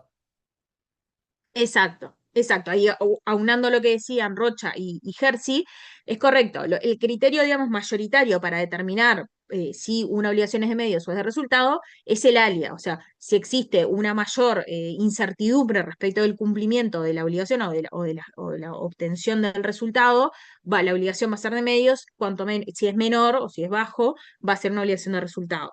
Entonces, en este caso, el alia es bajo, porque digamos, la ejecución y entrega de una obra no tiene un alia grande o disparatado, no es la obligación del médico que te va a operar y no sabe qué puede suceder, más allá o sea, y a lo que se obliga es ampliar toda la diligencia de un buen profesional en ese caso, o un buen médico, para ejecutar correctamente esa operación y salvarte. Pero en el caso de la construcción de una obra o de la realización de una casa, un edificio, lo que sea, la obligación es de resultado. Esa es la posición, les diré que casi unánime a nivel doctrinario y jurisprudencial. ¿Sí? ¿Eso qué implica o en qué va a repercutir? Va a repercutir eventualmente en el incumplimiento de la obligación.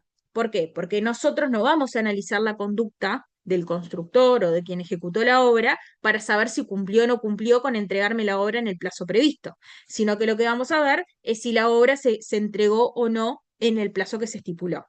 Y acá les hago una pregunta que no tiene que ver, o sea, tiene que ver, no está en la presentación porque no la había incluido, ahora te doy la palabra ya, Bachino. ¿Qué pasa si nosotros no fijamos un plazo, por ejemplo, para la ejecución de la obra? Ya vimos si no fijamos el precio y vimos que había una presunción de onerosidad. Si no fijamos el plazo para la ejecución de la obra. ¿Bachino? ¿Te animás? No, ahí está Dani que levantó la mano. No sé, debe haber un plazo ahí estipulado. Código Yo, Civil. yo, yo iba a decir que la cirugía estética es de resultado. Bueno, puede o no ser de resultado. La estética, o sea, de regla es una obligación de medios. La cirugía La estética sigue estética, siendo de medios. Sí, sigue siendo de así medios. la El estética, problema que se da estética de es cuando resultado. el médico te dice, y acá pongo el mismo ejemplo siempre, supónganse que yo voy al cirujano, acá me fui de tema un minuto, supónganse que voy al cirujano y le digo, quiero que me dejes la carita como Pampita, que le va a costar, Ahí pobre hombre o está. mujer, que me tenga que dejar la carita como Pampita, pero si el hombre o mujer tiene la osadía de decir, yo te dejo la carita como Pampita, ahí asumió una obligación de resultado. ¿Para qué? Porque no voy a quedar Exactamente. como Pampita y va a asumir una obligación de resultado. Pero si no me dijera, la carita te va a quedar como Pampita, va a decir, voy a hacer todo lo posible, es una obligación de medios. Exacto. Es como una, sí, pues sí. Muy bien. ¿No vieron que no se olvidan de esos ejemplos? Oviedo, Sí, no, ahora ahora empecé a dudarlo, pero creo que lo fija el juez, ¿verdad? El plazo cuando no está fijado, porque no es el plazo general del Código Civil. ahí ¿Lo va, fija el bien. juez o lo fija un Ejercí, perito? para allá voy, Brum. Ejercí antes. Iba a decir lo mismo, pero estoy buscando el artículo y no me acuerdo cuál era, de Es fijación del plazo supletorio. 1333 y Ahí va, 1440. eso. Lo que nos van a decir esas dos normas es el plazo supletorio es 10 días si la obligación de esencia no requiriera de un determinado tiempo para su ejecución. Cuando se requiere un determinado tiempo para la ejecución o para poder realizar la prestación de vida, ahí el plazo lo fija el juez, es lo que dice el 1333. Entonces, supónganse que yo encargué la construcción de una casa y no fijamos el plazo, va a ser el juez el que supletoriamente establece el plazo.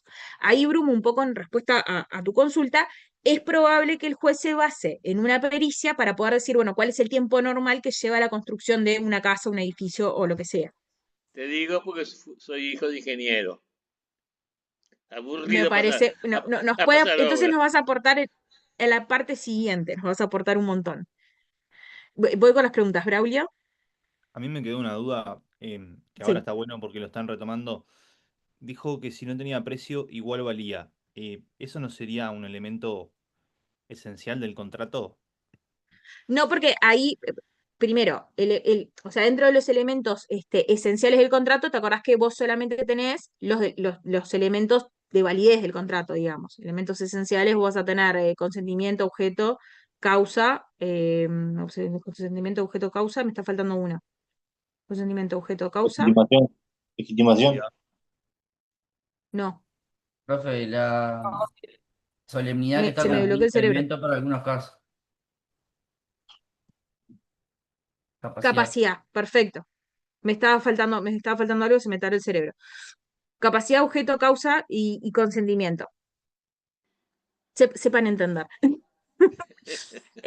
Bueno, entonces, esos son los elementos esenciales. ¿Qué te va a pasar ahí con el precio? En realidad vos ahí tenés una norma que es supletoria, o sea, vos vas a tener, digamos, o terminaría siendo un elemento natural. Las partes podrían o no pactarlo, si no lo pactan está la norma que te lo suple, que en este caso es el 1834.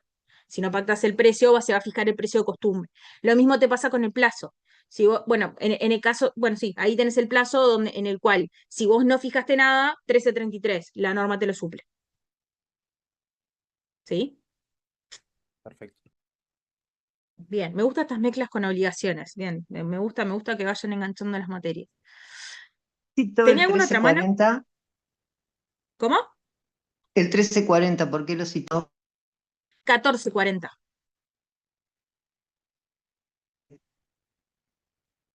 1440 es el de los 10 días, 1333 el que el juez fija el plazo. Pero no aplica, ¿Ah? Todo profe, esto venía con la...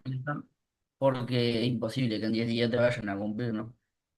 Exacto, por su naturaleza, la ejecución de una obra requiere de un determinado lapso de tiempo. Entonces, por eso es que nos vamos al 1333 y es el juez el que va a fijar el plazo para la ejecución de la obra. Después se acuerdan que tienen toda aquella maravillosa discusión de si, o que hoy ya, digamos, está bastante superada y es mayoritaria a nivel jurisprudencial, de desde cuándo fija el plazo. Si el plazo se fija desde la sentencia o si se retrotrae en definitiva al momento en el cual se celebró contrato. Pero eso es una discusión aparte que ya la habrán visto en obligaciones. Vuelvo acá, vuelvo al camino, como decía Jorge Landi, creo que era. Cuando yo era chica, la mitad de ustedes no deben saber quién es, pero no importa, vuelvo al camino. Siguen En la pasando ese obligación, programa. Lo siguen ¿cómo? pasando. Lo ¿Sigue siguen pasando ese existiendo? programa. Sí, en el 5. Los 610, Vuelvo al profe. camino. Bueno, vuelvo al camino. Para entendidos, vuelvo al camino. Entonces, obligación del constructor, ejecutar y entregar la obra contratada. Como les decía, esa obligación es una obligación de resultado. O sea, ¿por qué? Porque el ALIA es bajo, porque simplemente el constructor lo que tiene que hacer es ejecutar la obra y entregarla. ¿En qué repercute esto? Va a repercutir en materia de responsabilidad. ¿Por qué? Porque no vamos a mirar cuál es la conducta del constructor o de quien está ejecutando la obra, sino que lo que vamos a mirar es si se obtuvo o no el resultado. Entonces no nos importa si el constructor hizo todo su mayor esfuerzo, actuó con toda la diligencia de un profesional medio para que la obra fuera construida y entregada en plazo, sino que lo que vamos a mirar es si, llegado el plazo, sea que las partes fijaron, o sea que el juez supletoriamente fije, se entregó o no la obra. Pero esa entrega no es simplemente entregó la obra, sino que la entrega tiene que ser en el plazo estipulado, como ya vimos, tiene que ser de la misma cosa de vida, esto por principios de la paga, y tiene que hacerse sin vicios ni defectos constructivos o defectos en general en la obra en sí misma. O sea, ahora lo vamos a ver en sede de responsabilidad decenal qué repercusión tiene. ¿Jersey? Profe, para recordar, estamos ante una responsabilidad objetiva. Exacto, es una responsabilidad objetiva, en la cual no vamos a mirar el comportamiento del sujeto. ¿Y cómo se va a exonerar de responsabilidad? Por causa extraña no imputable. ¿Tá? No existe acá la ausencia de culpa, porque el Claro, comportamiento no lo miramos. hecho un ¿Ah? tercero de la víctima o caso O fortuito. caso fortuito, fuerza mayor. Exacto. ¿Ah? Después vamos a ver que hay alguna limitación en ser responsabilidad decenal, que ustedes ya la vieron, pero ahora lo vemos. Lo repasamos. Otro concepto que es importante es el concepto de recepción de la obra. Acá vieron que ya un poco como que nos fuimos desviando hacia lo que es el contrato de construcción en sí mismo. O sea que el contrato de construcción no deja de ser un arrendamiento de obra, que la particularidad es que lo que se construye o lo que se ejecuta es una obra de ingeniería. ¿Por qué digo una obra de ingeniería en general? Porque uno piensa, bueno, un contrato de construcción es simplemente o solamente cuando construye un edificio, una casa, un hospital, un galpón, pero sin embargo, si yo construyo un puente, si construyo una ruta, también encuadra entre el concepto de contrato de construcción, o al menos así lo entendió la doctrina, entendió un concepto amplio como construcción de una obra de ingeniería en general. En materia, entonces, digamos, está obligado a construirla, el constructor o quien ejecuta la obra, se obliga a entregar esa obra en el plazo estipulado, en la forma de vida, pero además, en la misma cosa de vida, pero además sin vicios o defectos constructivos. Y acá viene un concepto que va a ser fundamental, sobre todo en ser responsabilidad decenal, que es el concepto de recepción de la obra. ¿Qué significa la recepción de la obra? ¿Sí? Porque ese momento nos va a marcar un hito que hace o dispara distintas consecuencias. Una de esas consecuencias ya las vimos, que es que a partir de la recepción de la obra, o sea, a partir del momento que yo entrego, deviene exigible el pago del precio. Si no pactamos nada en contrario. Otra de las consecuencias que vamos a ver de la recepción de la obra es que ya la mencionamos hoy, que es que los riesgos se trasladan a el comitente. En tercer lugar, vamos a ver que otro de los efectos de la recepción de la obra es que empieza a correr el plazo de responsabilidad decenal, que hoy ya, digamos, ese concepto de decenal queda un poco obsoleto por el cambio en la normativa. Se empieza a correr el plazo de responsabilidad por vicios o defectos constructivos, que está previsto en el artículo 1844.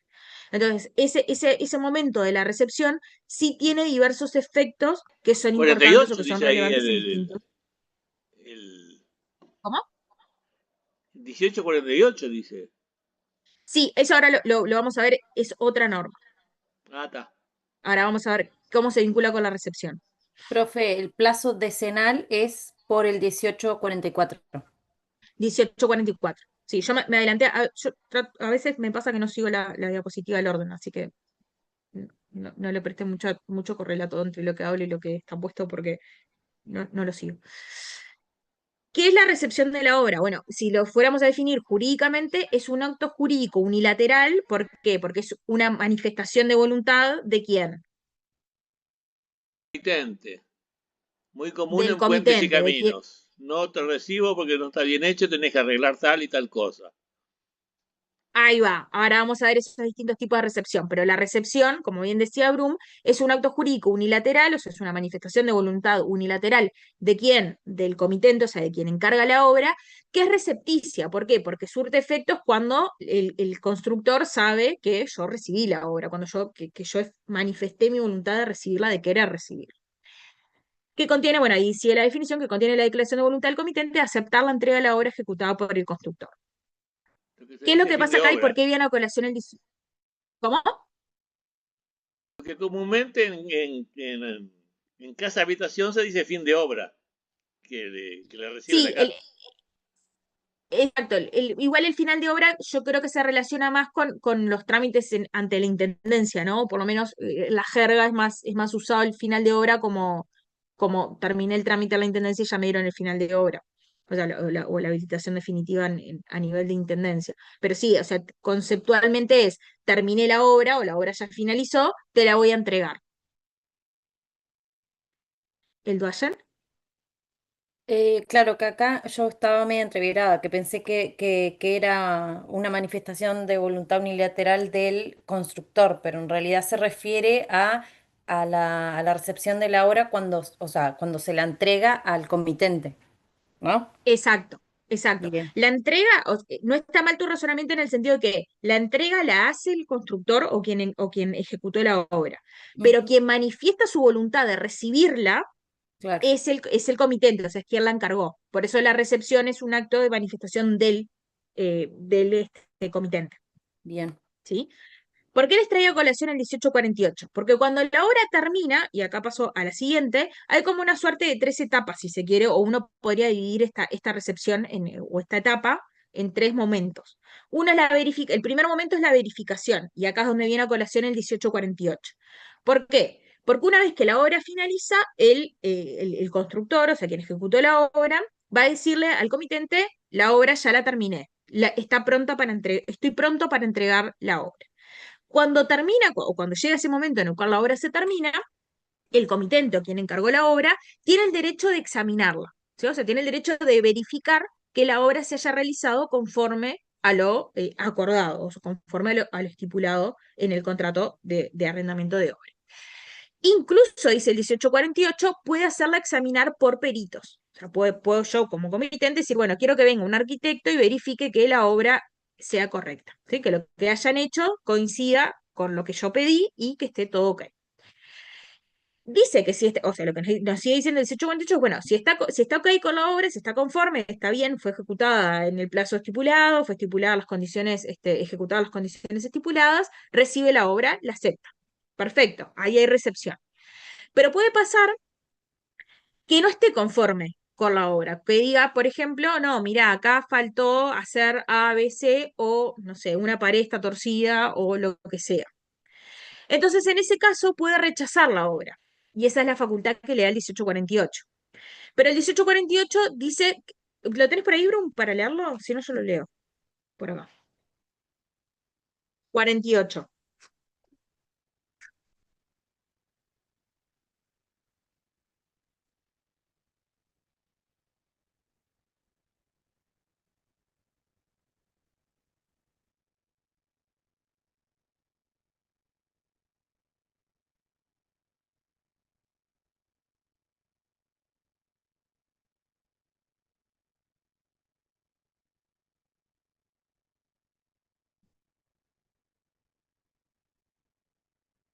Ahí va. Entonces, ¿qué es lo que nos dice este 1848? Lo que venimos diciendo, ¿no? Es, bueno, vos tenés derecho como comitente a verificar la obra cuando el constructor te dice que ya terminó, ya finalizó y que está en condiciones de entregarlo. Ese derecho a examinarla podés hacerlo junto con un perito, un arquitecto, un ingeniero o el profesional que consideres que puede examinar la obra para ver si está en condiciones. Si está conforme con la obra, si la obra se ejecutó correctamente, es de acuerdo a lo que fue estipulado, está bien, o sea, dice el código dice que esté en condiciones de lucimiento y demás, bueno, en ese caso tiene que aceptar la obra. Ahí venía una discusión también de si la recepción de la obra es una obligación del comitente. Vieron que yo más atrás les ponía que como una de las obligaciones recibir la obra una vez concluida, verificada y aprobada. ¿Por qué? Porque no siempre estaría obligado a recibir la obra, porque de hecho el propio 1848 le da la facultad de rechazarla. Entonces uno no puede decir, bueno, está obligado a recibirla aun si está mal ejecutada, porque el 1848 dice lo contrario. Sí está obligado a aceptar la obra si la obra está en condiciones de ser aceptada y no tiene ningún problema. Pero si tuviera algún problema y quisiera rechazar la obra, lo puede rechazar. Y de acuerdo al 1848, ahí el comitente tiene dos opciones. Una es pedirle al constructor que vuelva a ejecutar la obra en la parte que hubiera estado mal hecha, o la otra opción es pedirle que le devuelva lo que menos vale esa obra. Esto obviamente lo va a terminar determinando, valga la redundancia, un perito. ¿Por En qué? el Porque caso de los cuánto menos vale la enanitos, obra. en el caso de los enanitos, si te hacen 7 Hulk, no vas a recibirlo. ¿Si me hacen qué? Perdón, ¿si me 7 hacen? Hulk. 7 Ahí Hulk, va. el hombre. Bueno, en realidad no, ahí no, porque ahí hay un incumplimiento, porque me entrega una cosa distinta. Ahí ni siquiera es el 1848. El 1848 es un ejemplo típico de aquello que ustedes vieron en responsabilidad del incumplimiento inexacto o cumplimiento inexacto, dependiendo Cumplimiento cómo imperfecto lo vimos, creo. Ahí va. Depende cómo les guste, algunos O le dicen defectuoso, cumplimiento ¿no era, inexacto, profe? otros. ¿Cómo? ¿No era defectuoso también? Exacto, sí, tiene millones de nombres, todos los que les gusten, pero siempre es en Pero esa cómo línea nos de. acordamos todos, bien. ¿Vieron? Realmente estoy fascinada. Hacía años que no me pasaba que pudiéramos juntar conceptos de obligaciones, responsabilidad y contratos todos juntos, la verdad. Hoy está muy bien y es lunes, es raro. Qué bueno. ¿Viste Bueno, lo todo mismo? esto salva mis Estuvimos problemas de repasando para el matemáticas. parcial, Nico, decilo, dale. Estamos todos, Y todos. yo que tomé whisky ayer todo el día. No, También, bro. Y si también es me podrían haber cumpleaños dicho que mío. estudiaron para mi clase y yo me quedaba ¡Feliz con Quiero ganas. olvidarme cumpleaños, de la edad. Brum! Que Feliz llegaste, que cumpleaños, hoy pero estuviste mandá cada la una botella para la década. barra. Mandá la Estaba botella para la barra, risota Bru. todavía, Al bro. sur. ¿Cuántos cumpliste, Brum? Solo esto y sigo con la clase porque si no, no nos da tiempo. 80. Increíble, Sí, no, Me pero increíble. parece que está bien. pretendo vivir más. Sí, Ahora, es qué voluntad de estar una escuchando esta bruta clase, la depresión. verdad. Y si no, estaría enfermo. Admirable, Brum. No es Por muchos admirable. años más. No es Por muchos años más. admirable. Si no, o estás muerto o estás choto, estás con. Perdón por la palabra. Tenés que hacer algo. Y acá yo me Bueno, después divierto. No, además después de estas felicitaciones, puedo decir cosas que no me animaba cuando era gurí a la facultad. claro. Tenés todo permitido, Luis, ya lo sabemos. Bueno, volvemos vuelvo al camino, vuelvo al camino. 1848 entonces, ¿quedó claro en qué consiste? Sí, profe. ¿Sí? Sí. Termina la obra, el comitente la verifica, ese es el primer paso. Si está en condiciones, la recibe. Ahí es donde dice el 1848, estás obligada a recibirla. Si no la recibiera, mora del acreedor, otro supuesto de mora del acreedor. Ahora, si no estuviera en condiciones, puede rechazar esa obra, o sea, puede no recibirla, Y de acuerdo al 1848 tiene dos caminos. Uno, pedir que se ejecute de nuevo, o la otra opción es pedir lo que menos vale esa obra más la indemnización de los daños y perjuicios, nos dice el 1848. Ahí hay una discusión que sea que simplemente se las menciono para que la tengan presente, pero hay una leve discusión de si la verificación o la inspección por parte de peritos es preceptiva para poder realizar u optar por pedir que se ejecute de nuevo la obra o lo que menos vale la obra. Ahí, digamos, la crítica a esa posición es que el 1848 dice que podrá hacerla examinar por peritos. No dice que tiene que hacerla examinar por peritos y si no, pierde las acciones del 1848. Pero sí, sepan que existe esa otra posición por la cual se entiende que solamente se habilita o bien a la solicitud de ejecución nuevamente de la obra o la indemnización o lo que menos vale la obra más la indemnización de los perjuicios solamente si la obra se hizo examinar por peritos y se rechazó como consecuencia obviamente de ese examen por peritos. ¿El doyen? Profe, entonces los tres momentos serían ese. Primero la verificación, segundo la obligación de recibirla y tercero es cuando no está conforme. No, los tres momentos son Ah, estos que le estoy poniendo acá. O sea, ah, es bien. verificación es la primera opción, ahí se abren dos opciones, recepción o rechazo de la obra, Ah, bien. de acuerdo al 1848. Ahora, si la recibo, implica como la tercera etapa es la aprobación de la obra. Si yo recibí la obra de conformidad, implica que la aprobé. Y eso vamos a ver qué consecuencias tiene. ¿Sí?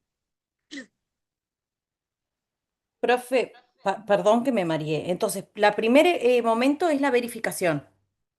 Correcto. El segundo momento, La recepción. O sea, vos tenés verificación, verificás la sí, obra. Ahí tenés sí, dos opciones. O la recibís o la sí, rechazás. sí, ¿Está? Si la recibís, el momento siguiente es la aprobación. O sea, o lo que conformaría, digamos, ah, o terminaría de sí, conformar la recepción, es que se aprueba esa obra, en definitiva, siempre que bien, la recibas de conformidad, que no tengas bien, ninguna observación para realizar. está, Porque ahora vamos a ver que hay distintas formas de recepción. bien, gracias. ¿Sastre? ¿No? Por favor. Perdón, profe, pero hay algo que no entendí. Dijimos que si la Sí. rechazamos, hay dos opciones. Una es que solicitarle que vuelva a efectuar la parte que hizo mal, digamos, para que subsane Exacto. ese error o esa Ujú. imperfección o lo que fuere. Y la otra, pedirle que devuelva lo que menos vale la obra, algo así. No, no entendí el concepto. ¿Qué significa eso? Claro, por ejemplo, técnicamente sería, si la construcción vale 100 bien construida, mal construida, ¿cuánto vale? O sea, con lo que me hiciste hoy, ¿cuánto vale esto? ¿Vale 80? Bueno, devuélveme los 20. O te pago 20 menos, en realidad sería, porque si todavía no te pagué, ¿se entiende? O sea, si la obra vale 100, bueno, si la construiste mal, lo que sea, la obra en realidad ahora vale 80, bueno, devuélveme los 20 que te pagué de más, porque esa obra no vale 100, esa obra vale 80. O sea que sería como que te devuelva el valor de la parte mal hecha, por así decirlo. Exacto, lo que Algo menos vale así. la obra. Ah, ahora sí, Eso lo, muchas gracias.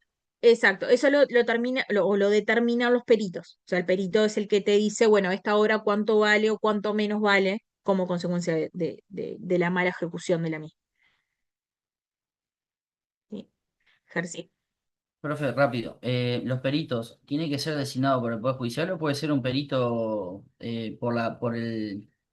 No, por el invisible, por usualmente lo el... que va a Por ambas pasar es que partes, vos dice vas a el código.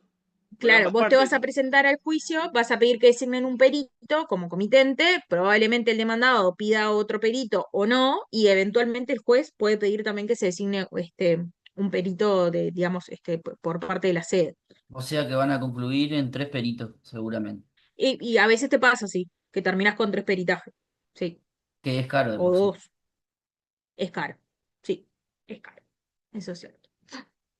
Bueno, formas de la recepción, a ver si avanzamos.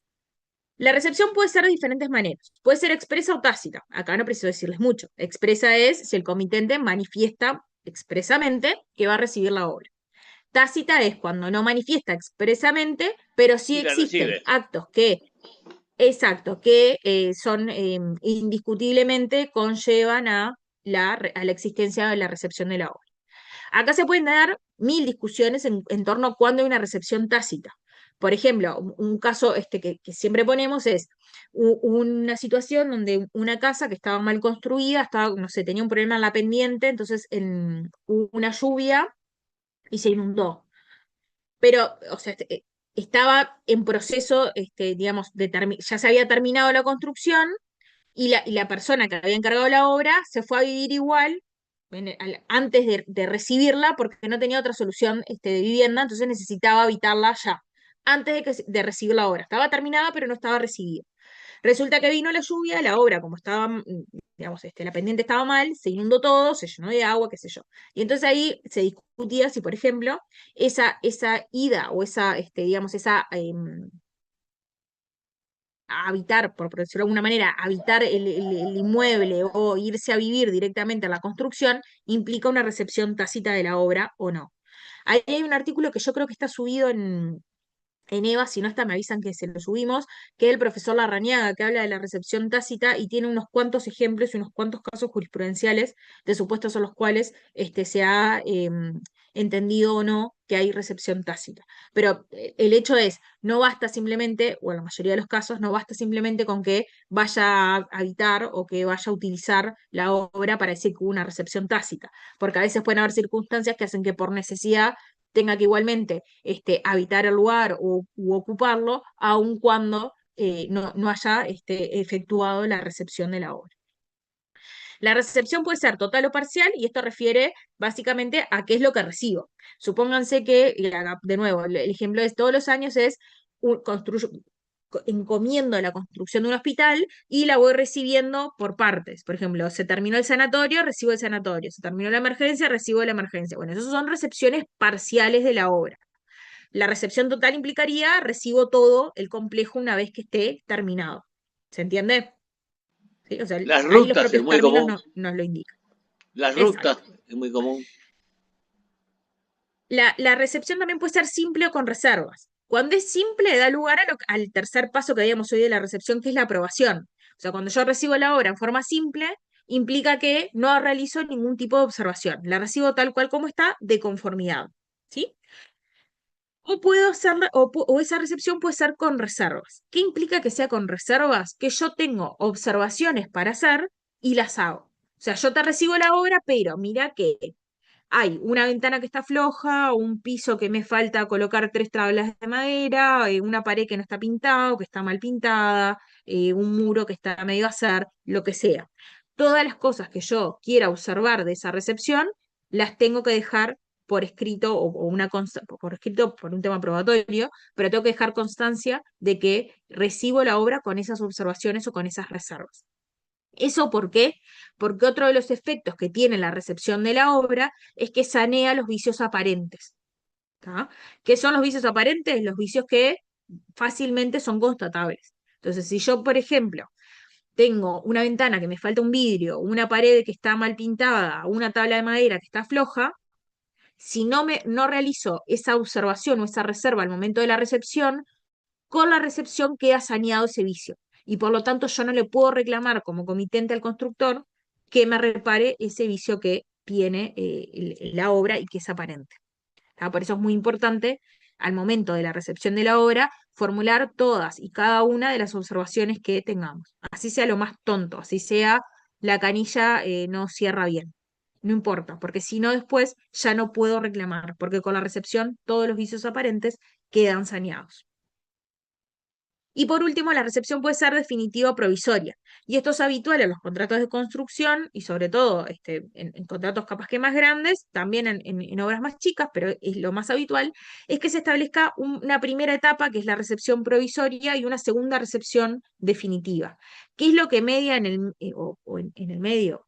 Valga la redundancia, es un periodo de tiempo. O sea, yo realizo la recepción, recibo la obra en forma provisoria. Pero como hay determinadas cosas que requieren un cierto tiempo para que aparezcan algunos vicios o algunos defectos que no aparecen en el momento que lo recibo, pero de repente, no sé, llueve dentro de 2 días y resulta que encuentro una filtración en el techo, que a simple vista no la veía.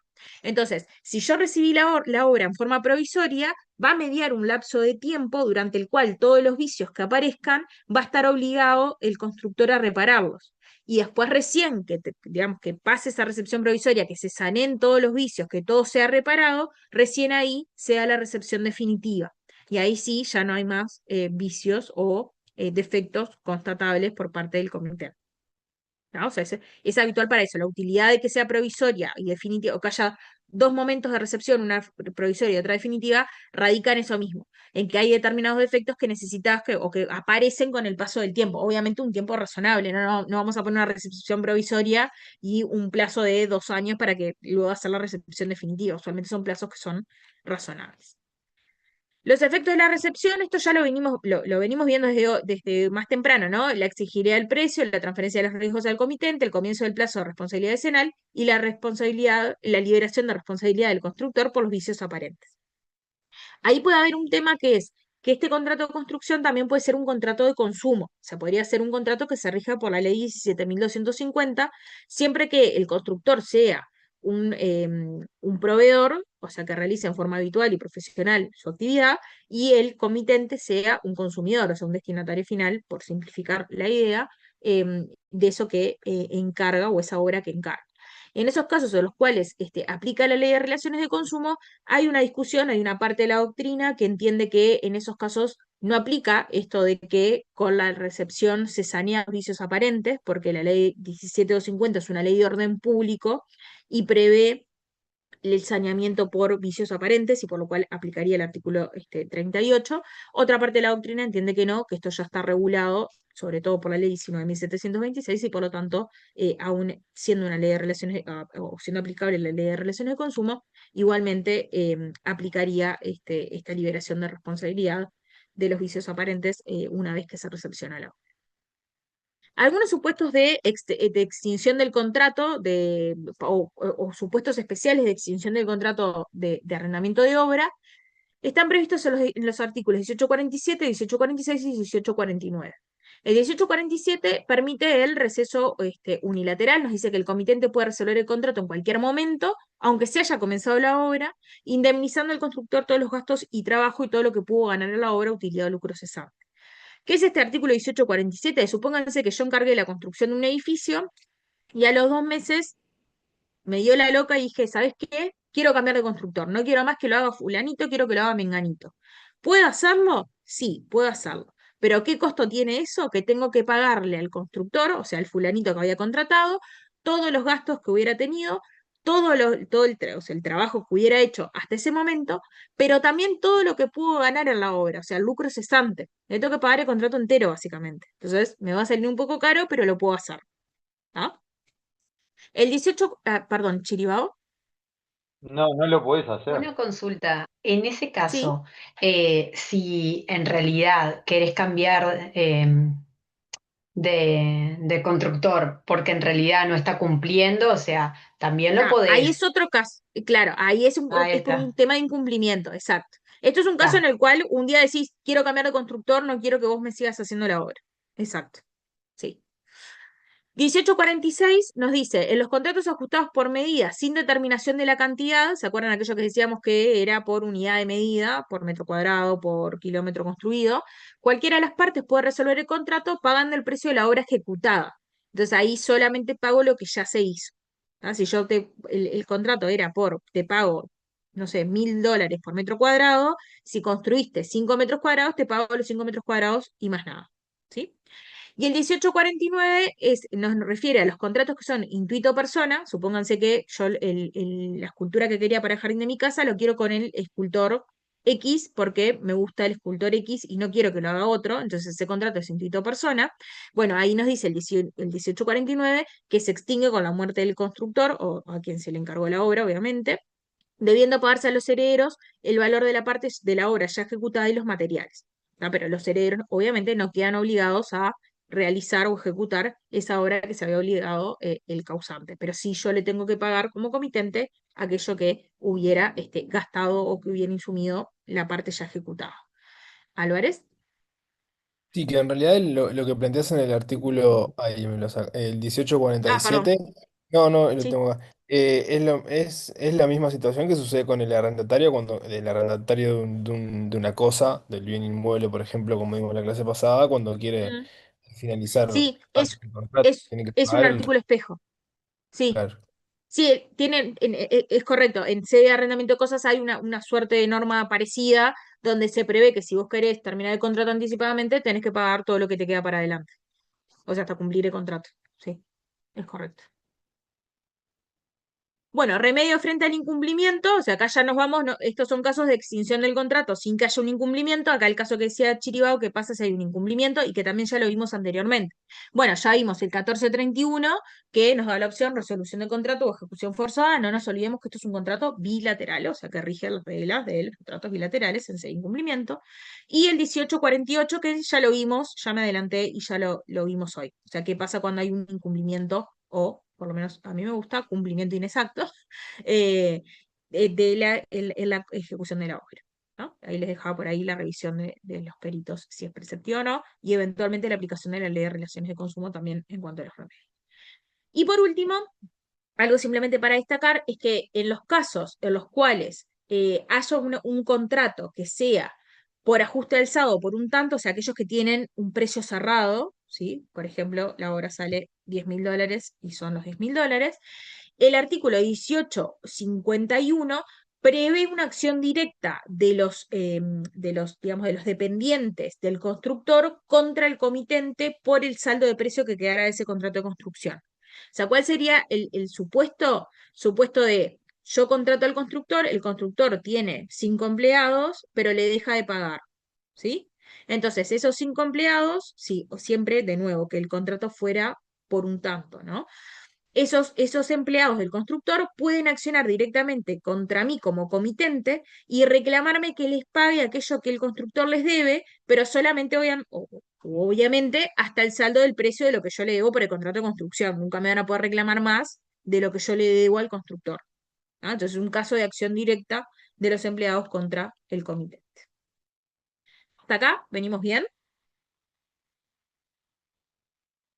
¿Sí? Ahí, Sastre, veo que... No, lo que pasa es Sandía, que sigue. pensando un poco en laboral y en esto de las leyes de terciarización, que en realidad como que siempre se trata de proteger al trabajador que está en una relación, digamos, de poder asimétrica, desfavorecida, y bueno, no sé si lo he visto como tan así en la práctica. Tengo la sensación de que el trabajador tiene más derechos que reclamar sobre lo que es el saldo que adeudare quien encomendó la obra, pero bueno, hay capaz alguna cosa que excede al Código Civil, que está por fuera en la legislación Exacto, laboral. sí, sí. Por eso Tal hacía cual. como así, Esto porque sí es estaba una pensando en norma que, eso. imagínate que es una norma que es de la época del código, o sea, de 1868, que no, ni ahí estaba las leyes de tercerización, pero ya preveía esa, digamos, esa protección a los dependientes o a los trabajadores del constructor, que si el constructor no les paga, podrían accionar directamente contra el comitente.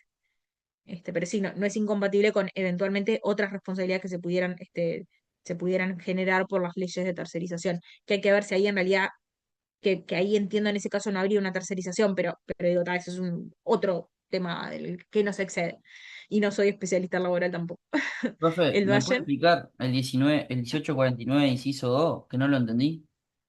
1849, para que no lo tengo acá. Voy. Se lo digo. 18. Sin embargo, este debe abonar a los herederos a proporción del precio convenido, el valor de la parte de la obra ejecutada y los materiales preparados, siempre que de estos materiales reporte algún beneficio. Sí, claro, o sea, ahí es. Vos tenés un contrato que es inscrito persona con un constructor, tal, le encargaste una determinada obra, ¿sí? Se muere. Los herederos no quedan obligados a ejecutar la obra, ¿tá? El contrato se va a extinguir. Pero a su vez, quien le encargó la obra sí está obligado a pagarle a los herederos aquella parte de la obra que ya se hubiera ejecutado o los materiales que ya hubiera usado quien falleció, o sea, quien se había encargado la obra, porque obviamente eso es un derecho de crédito que ya tenía digamos, el constructor o a quien se encargó la obra y que sí se traslada a los herederos, ese derecho a cobrar. Ese derecho personal de crédito se transfiere a los herederos de la persona que había sido contratada por el quinto personal. Exacto, Perfecto, exacto. entendí. Gracias. O Gracias. sea, se extingue el contrato en el sentido que los herederos no tienen que cumplir con ejecutar la obra, porque obviamente era inscrito persona, pero sí el comitente tiene que pagarle a los herederos lo que le hubiera insumido, o los materiales, o lo que valiera la obra que ya se ejecutó. ¿Sí? ¿El doyen? Profe, ¿Mm? una consulta. ¿Cuánto es en el 1851? ¿Cuánto es lo que debería de pagarle el comitente a los empleados? Solamente aquello hasta la suma que le adeuda el comitente al constructor. Si yo le debo 100, al comitente le debe 100 al constructor, solamente hasta esos 100 le puede pagar a los dependientes. No importa si el dependiente el constructor le debe 200. O sea, lo que adeuda, lo que debe el comitente al constructor. Exacto. Hasta esa suma tiene acción directa el dependiente contra el comitente. Bien. ¿Sí? Sí, gracias. Por favor. Ahora los minutos que nos quedan, o sea, ¿hasta acá venimos bien o tiene alguna pregunta? ¿O venimos más o menos? Bien, ¿Sí? profe. Profe, ¿qué pasa cuando es al revés en el 1849? Si fuese al revés, El que muere es el comitente. sí, exacto. ¿Él tiene obligación los Ahí queda, herederos de seguir con la sí, obra? claro, ahí la deuda pasa a los herederos. Ah, es ¿Sí? diferente al contrato de arrendamiento eso también. De arrendamiento de Exacto. cosas. Bien. Sí, es diferente. Es para dar Sí. seguridad No te- jurídica del contrato, ¿verdad? Bien. exacto. No tenés ninguna previsión específica en el código distinta, en ese caso. Ahora, consulta con esto que traía Nico García. Em, ¿Únicamente siendo intuito personae o eso entra para cualquier obra? No, solo para los que son intuito personal. Ok. Te lo dice el 1851. Sí. Porque ahí en realidad lo que se destaca es el carácter personalísimo, digamos, del contrato, que vos contrataste porque tenías ese constructor. Si fuera una obra genérica que te da lo mismo si la hace Pepito o Juancito, ahí están obligados los herederos. Más que nada pasa No, con el tema de las obras, ¿no? Con las Exacto. construcciones, perdón, las esculturas o O cuadros, una ¿no? obra de arte, o incluso se me ocurre, podría ser, por ejemplo, si contratas un arquitecto para que te haga un proyecto, que vos decís, bueno, ahí es intuito personal, porque no te da lo mismo de repente que el proyecto te lo haga el arquitecto X que te lo haga yo. claro, pero yo en el caso a la contraria, a que fallece no quien Sí, debe sí, sí, hacer sí. la obra, sino quien la contrata. Claro, pero si fallece quien contrata la obra, ahí los herederos responden, o sea, tienen que igualmente cumplir, o la obligación pasa a ellos de pagar el precio al constructor. Profe, pero si no es No sé si intuito entiende el contrato. persona, No está no tenés ahí previsión de intuito persona. Porque vos no, te por obligas eso. solamente a pagar el precio, no hacer nada que sea. ¿Qué diferencia hay entre sí? No habría un intuito persona No. ahí. Digo que si no es intuito persona, los herederos, si muere el que contrata, Ah, sí, ¿están sí, obligados a seguir la obra también? claro. Sí, sí, no es intuito persona el que tiene que ejecutar la obra, los herederos están obligados a ejecutarlo. ¿Qué artículo es, profe, eso? ¿Qué pasa si los No, no herederos está, no hay una norma que.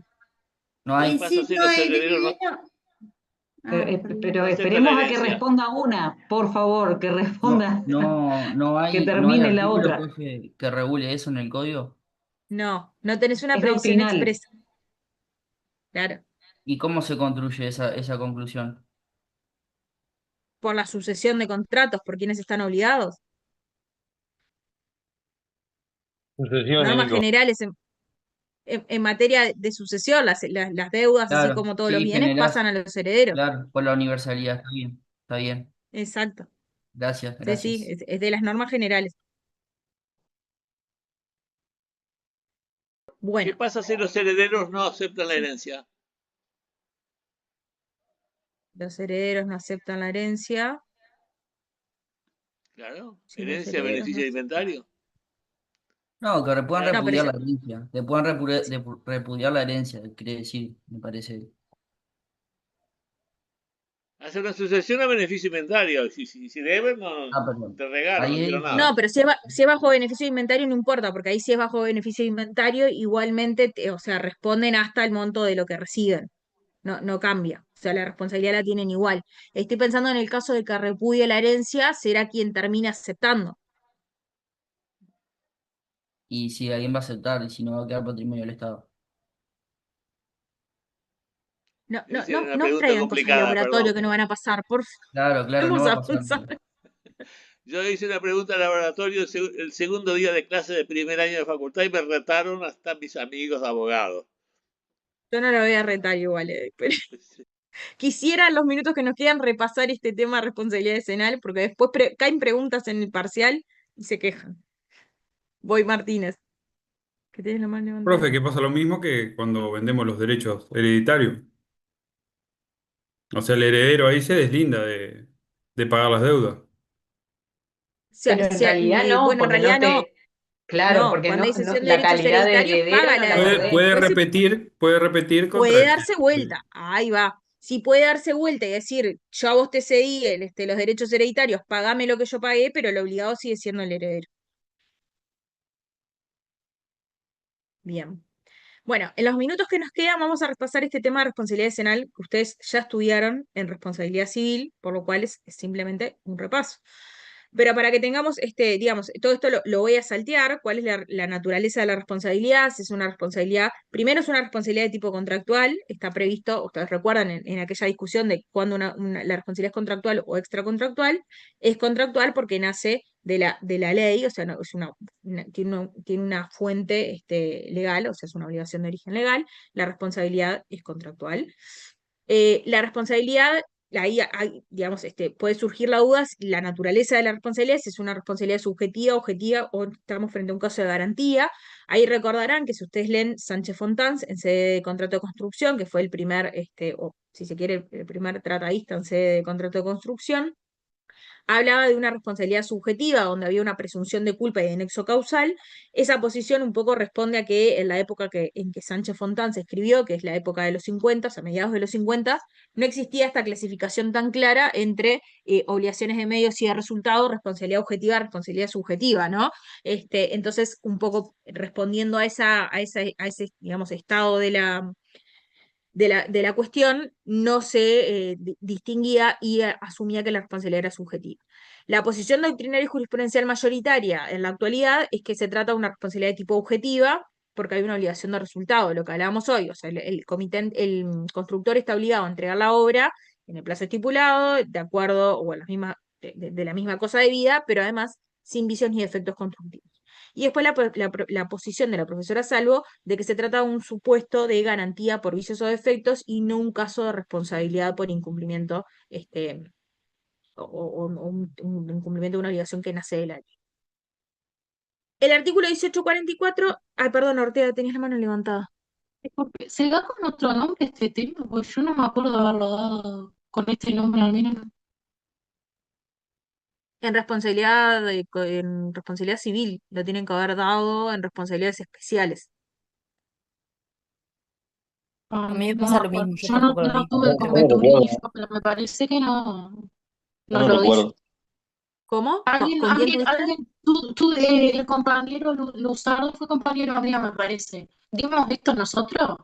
No, yo no lo recuerdo. Lo dimos con Mendive a responsabilidad. Me parece, yo Ok, no lo digo. No, ok, me parece que no. Capaz si algún otro compañero puede confirmar, pero con el profesor que yo cursé no di esto. ok.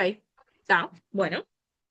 Lo vemos ahora entonces. Usualmente se ve en responsabilidad civil, dentro de las responsabilidades especiales se ve este tipo de responsabilidad, pero no pasa Bien, nada. gracias, disculpa. Quería aclarar por la No, duda por favor. que no sé, yo al menos no.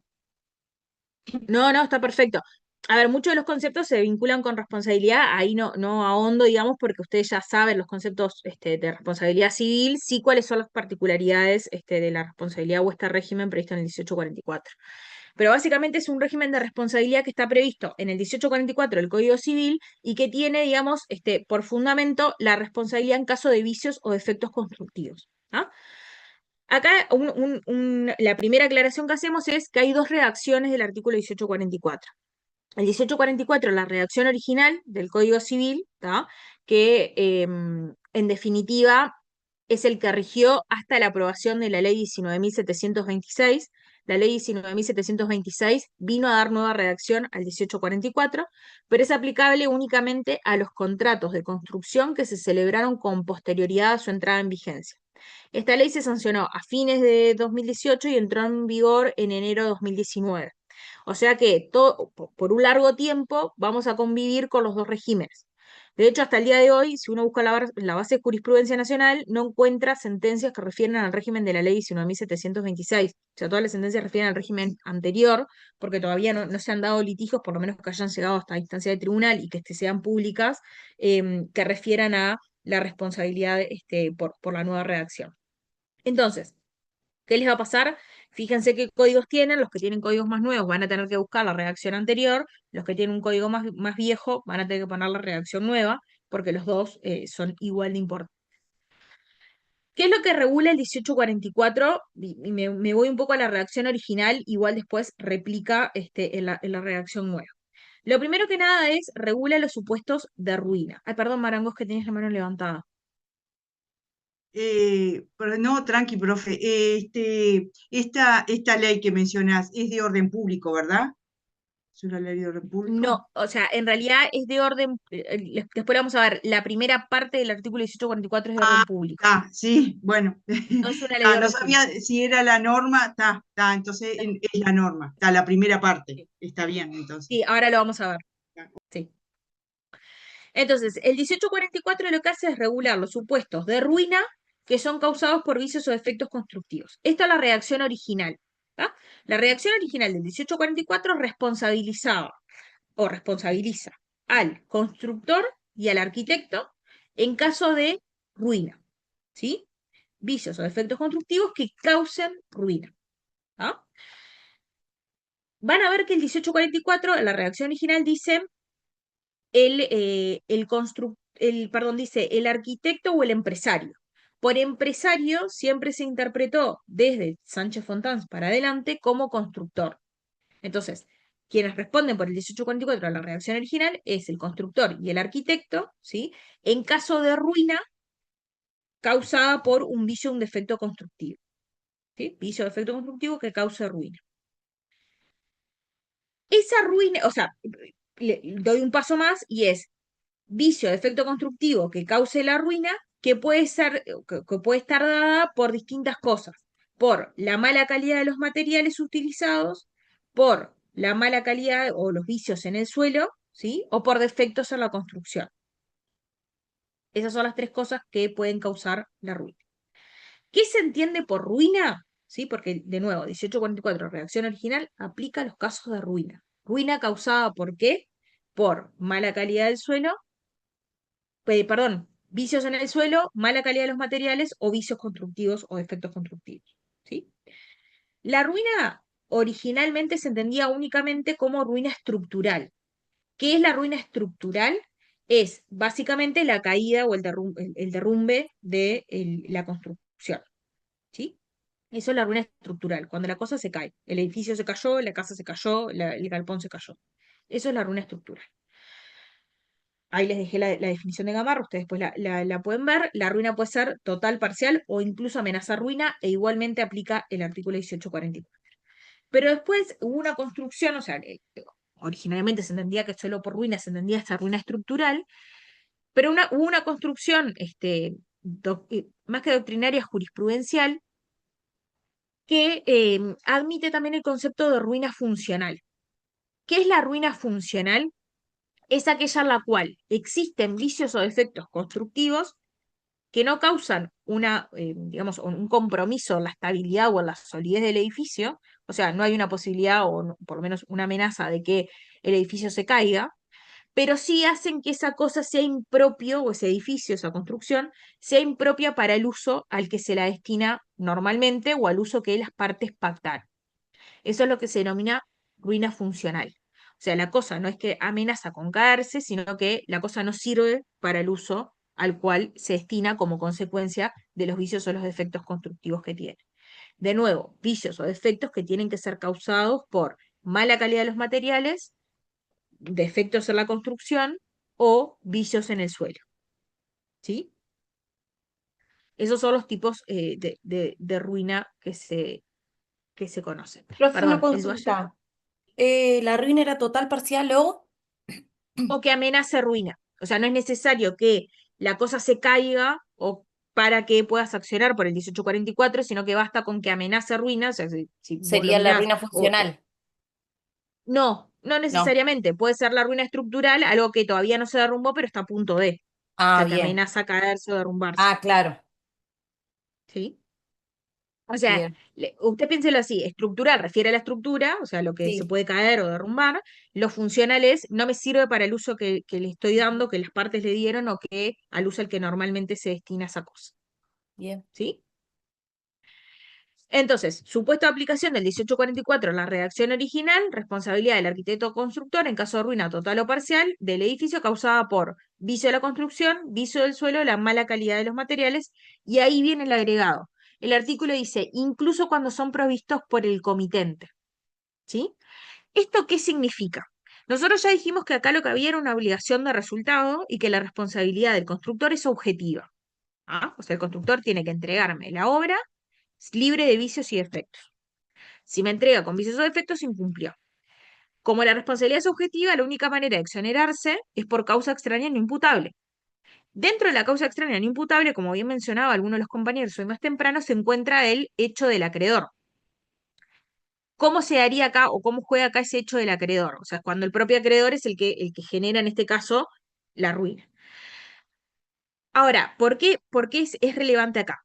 Porque nos dice que el constructor o el arquitecto es responsable cuando se ocasiona la ruina por la mala calidad de los materiales. Y ahí nos dice, incluso cuando son provistos por el comitente, por lo cual se limita la causa extraña no imputable.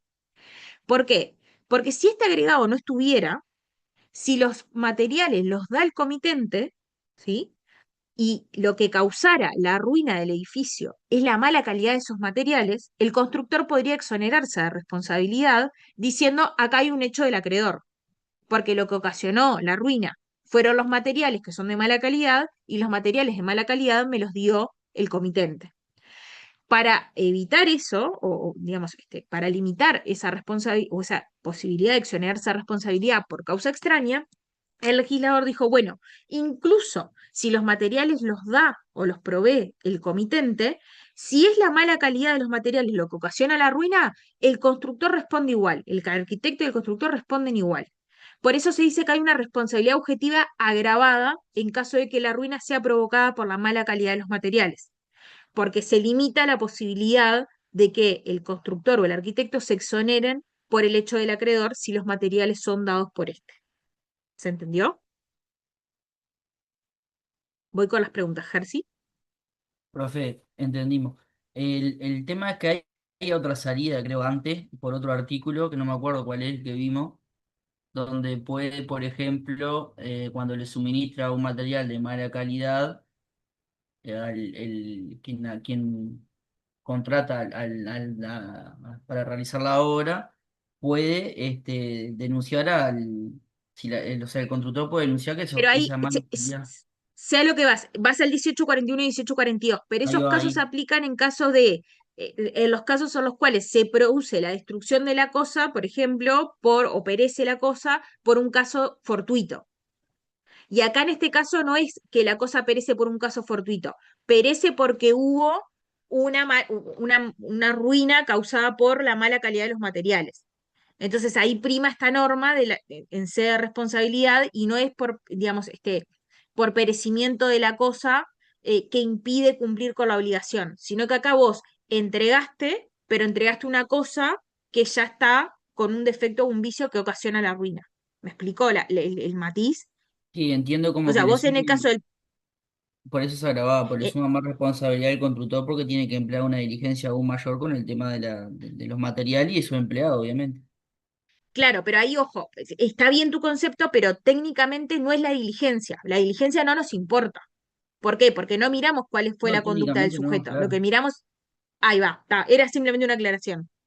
Sí, sí, técnicamente no porque es objetiva la responsabilidad, claro. Exacto. Pero Gracias. lo que quiero que quede claro es que en el 1841 y 1842, cuando hablamos del perecimiento, es antes de que puedas cumplir, o sea, te impide el cumplimiento. Acá vos entregaste, pero, o sea, se despliega la responsabilidad porque en definitiva se provoca la ruina una vez que entregaste la obra. Porque acordate que este 1844 o este régimen de responsabilidad empieza a correr a partir de la recepción de la obra. Claro, Por por eso eso aplican en es casos, escenario. en momentos temporáneos distintos. Exacto. Gracias. Por favor, Luzardo. Profesora. No, Sí, ahora que leímos el artículo me recuerdo haberlo leído. No, no, o sea, no recordaban el título de responsabilidad, ¿cómo era que dijimos? El nombre. decenal. Exacto. Pues, ¿es porque dice el plazo de espacio de año? ¿Por eso tiene ese Exacto, nombre? Ah, bien, porque lo habíamos leído, exacto. sí, pero no lo tenía por ese nombre ahora que. Lo que Pero en su pasa es que en momento. realidad responsabilidad decenal sí tiene sentido en el 1844 original, pero hoy por hoy, como los plazos se diversificaron, no, digamos, ya no es más decenal técnicamente, porque no hay un único plazo de 10 años, hay distintos plazos dependiendo del tipo de vicio. ¿Ah? ¿Martínez? No, profe, que vicio a la construcción también podría aplicarse el 1841 en la parte final, que dice que Pero de pudiendo nuevo, haber el 18, realizado al dueño, no lo pero hizo, lo el que les material decía no hoy, lo hizo. pero tengan en cuenta que el 1841 y 1842 aplican a los casos de perecimiento de la cosa antes de entregar, o sea, son supuestos que te impiden cumplir. Vos acá ya entregaste, pero lo que sucedió es en la etapa posterior. ¿Tá? Por eso Ah, aplican bien, en bien. momentos temporáneos distintos. ¿Ah? Esto Claro, siempre porque va a aplicar acá desde ya la hubo recepción. recepción. Exacto. Ya hubo recepción. En una la obra.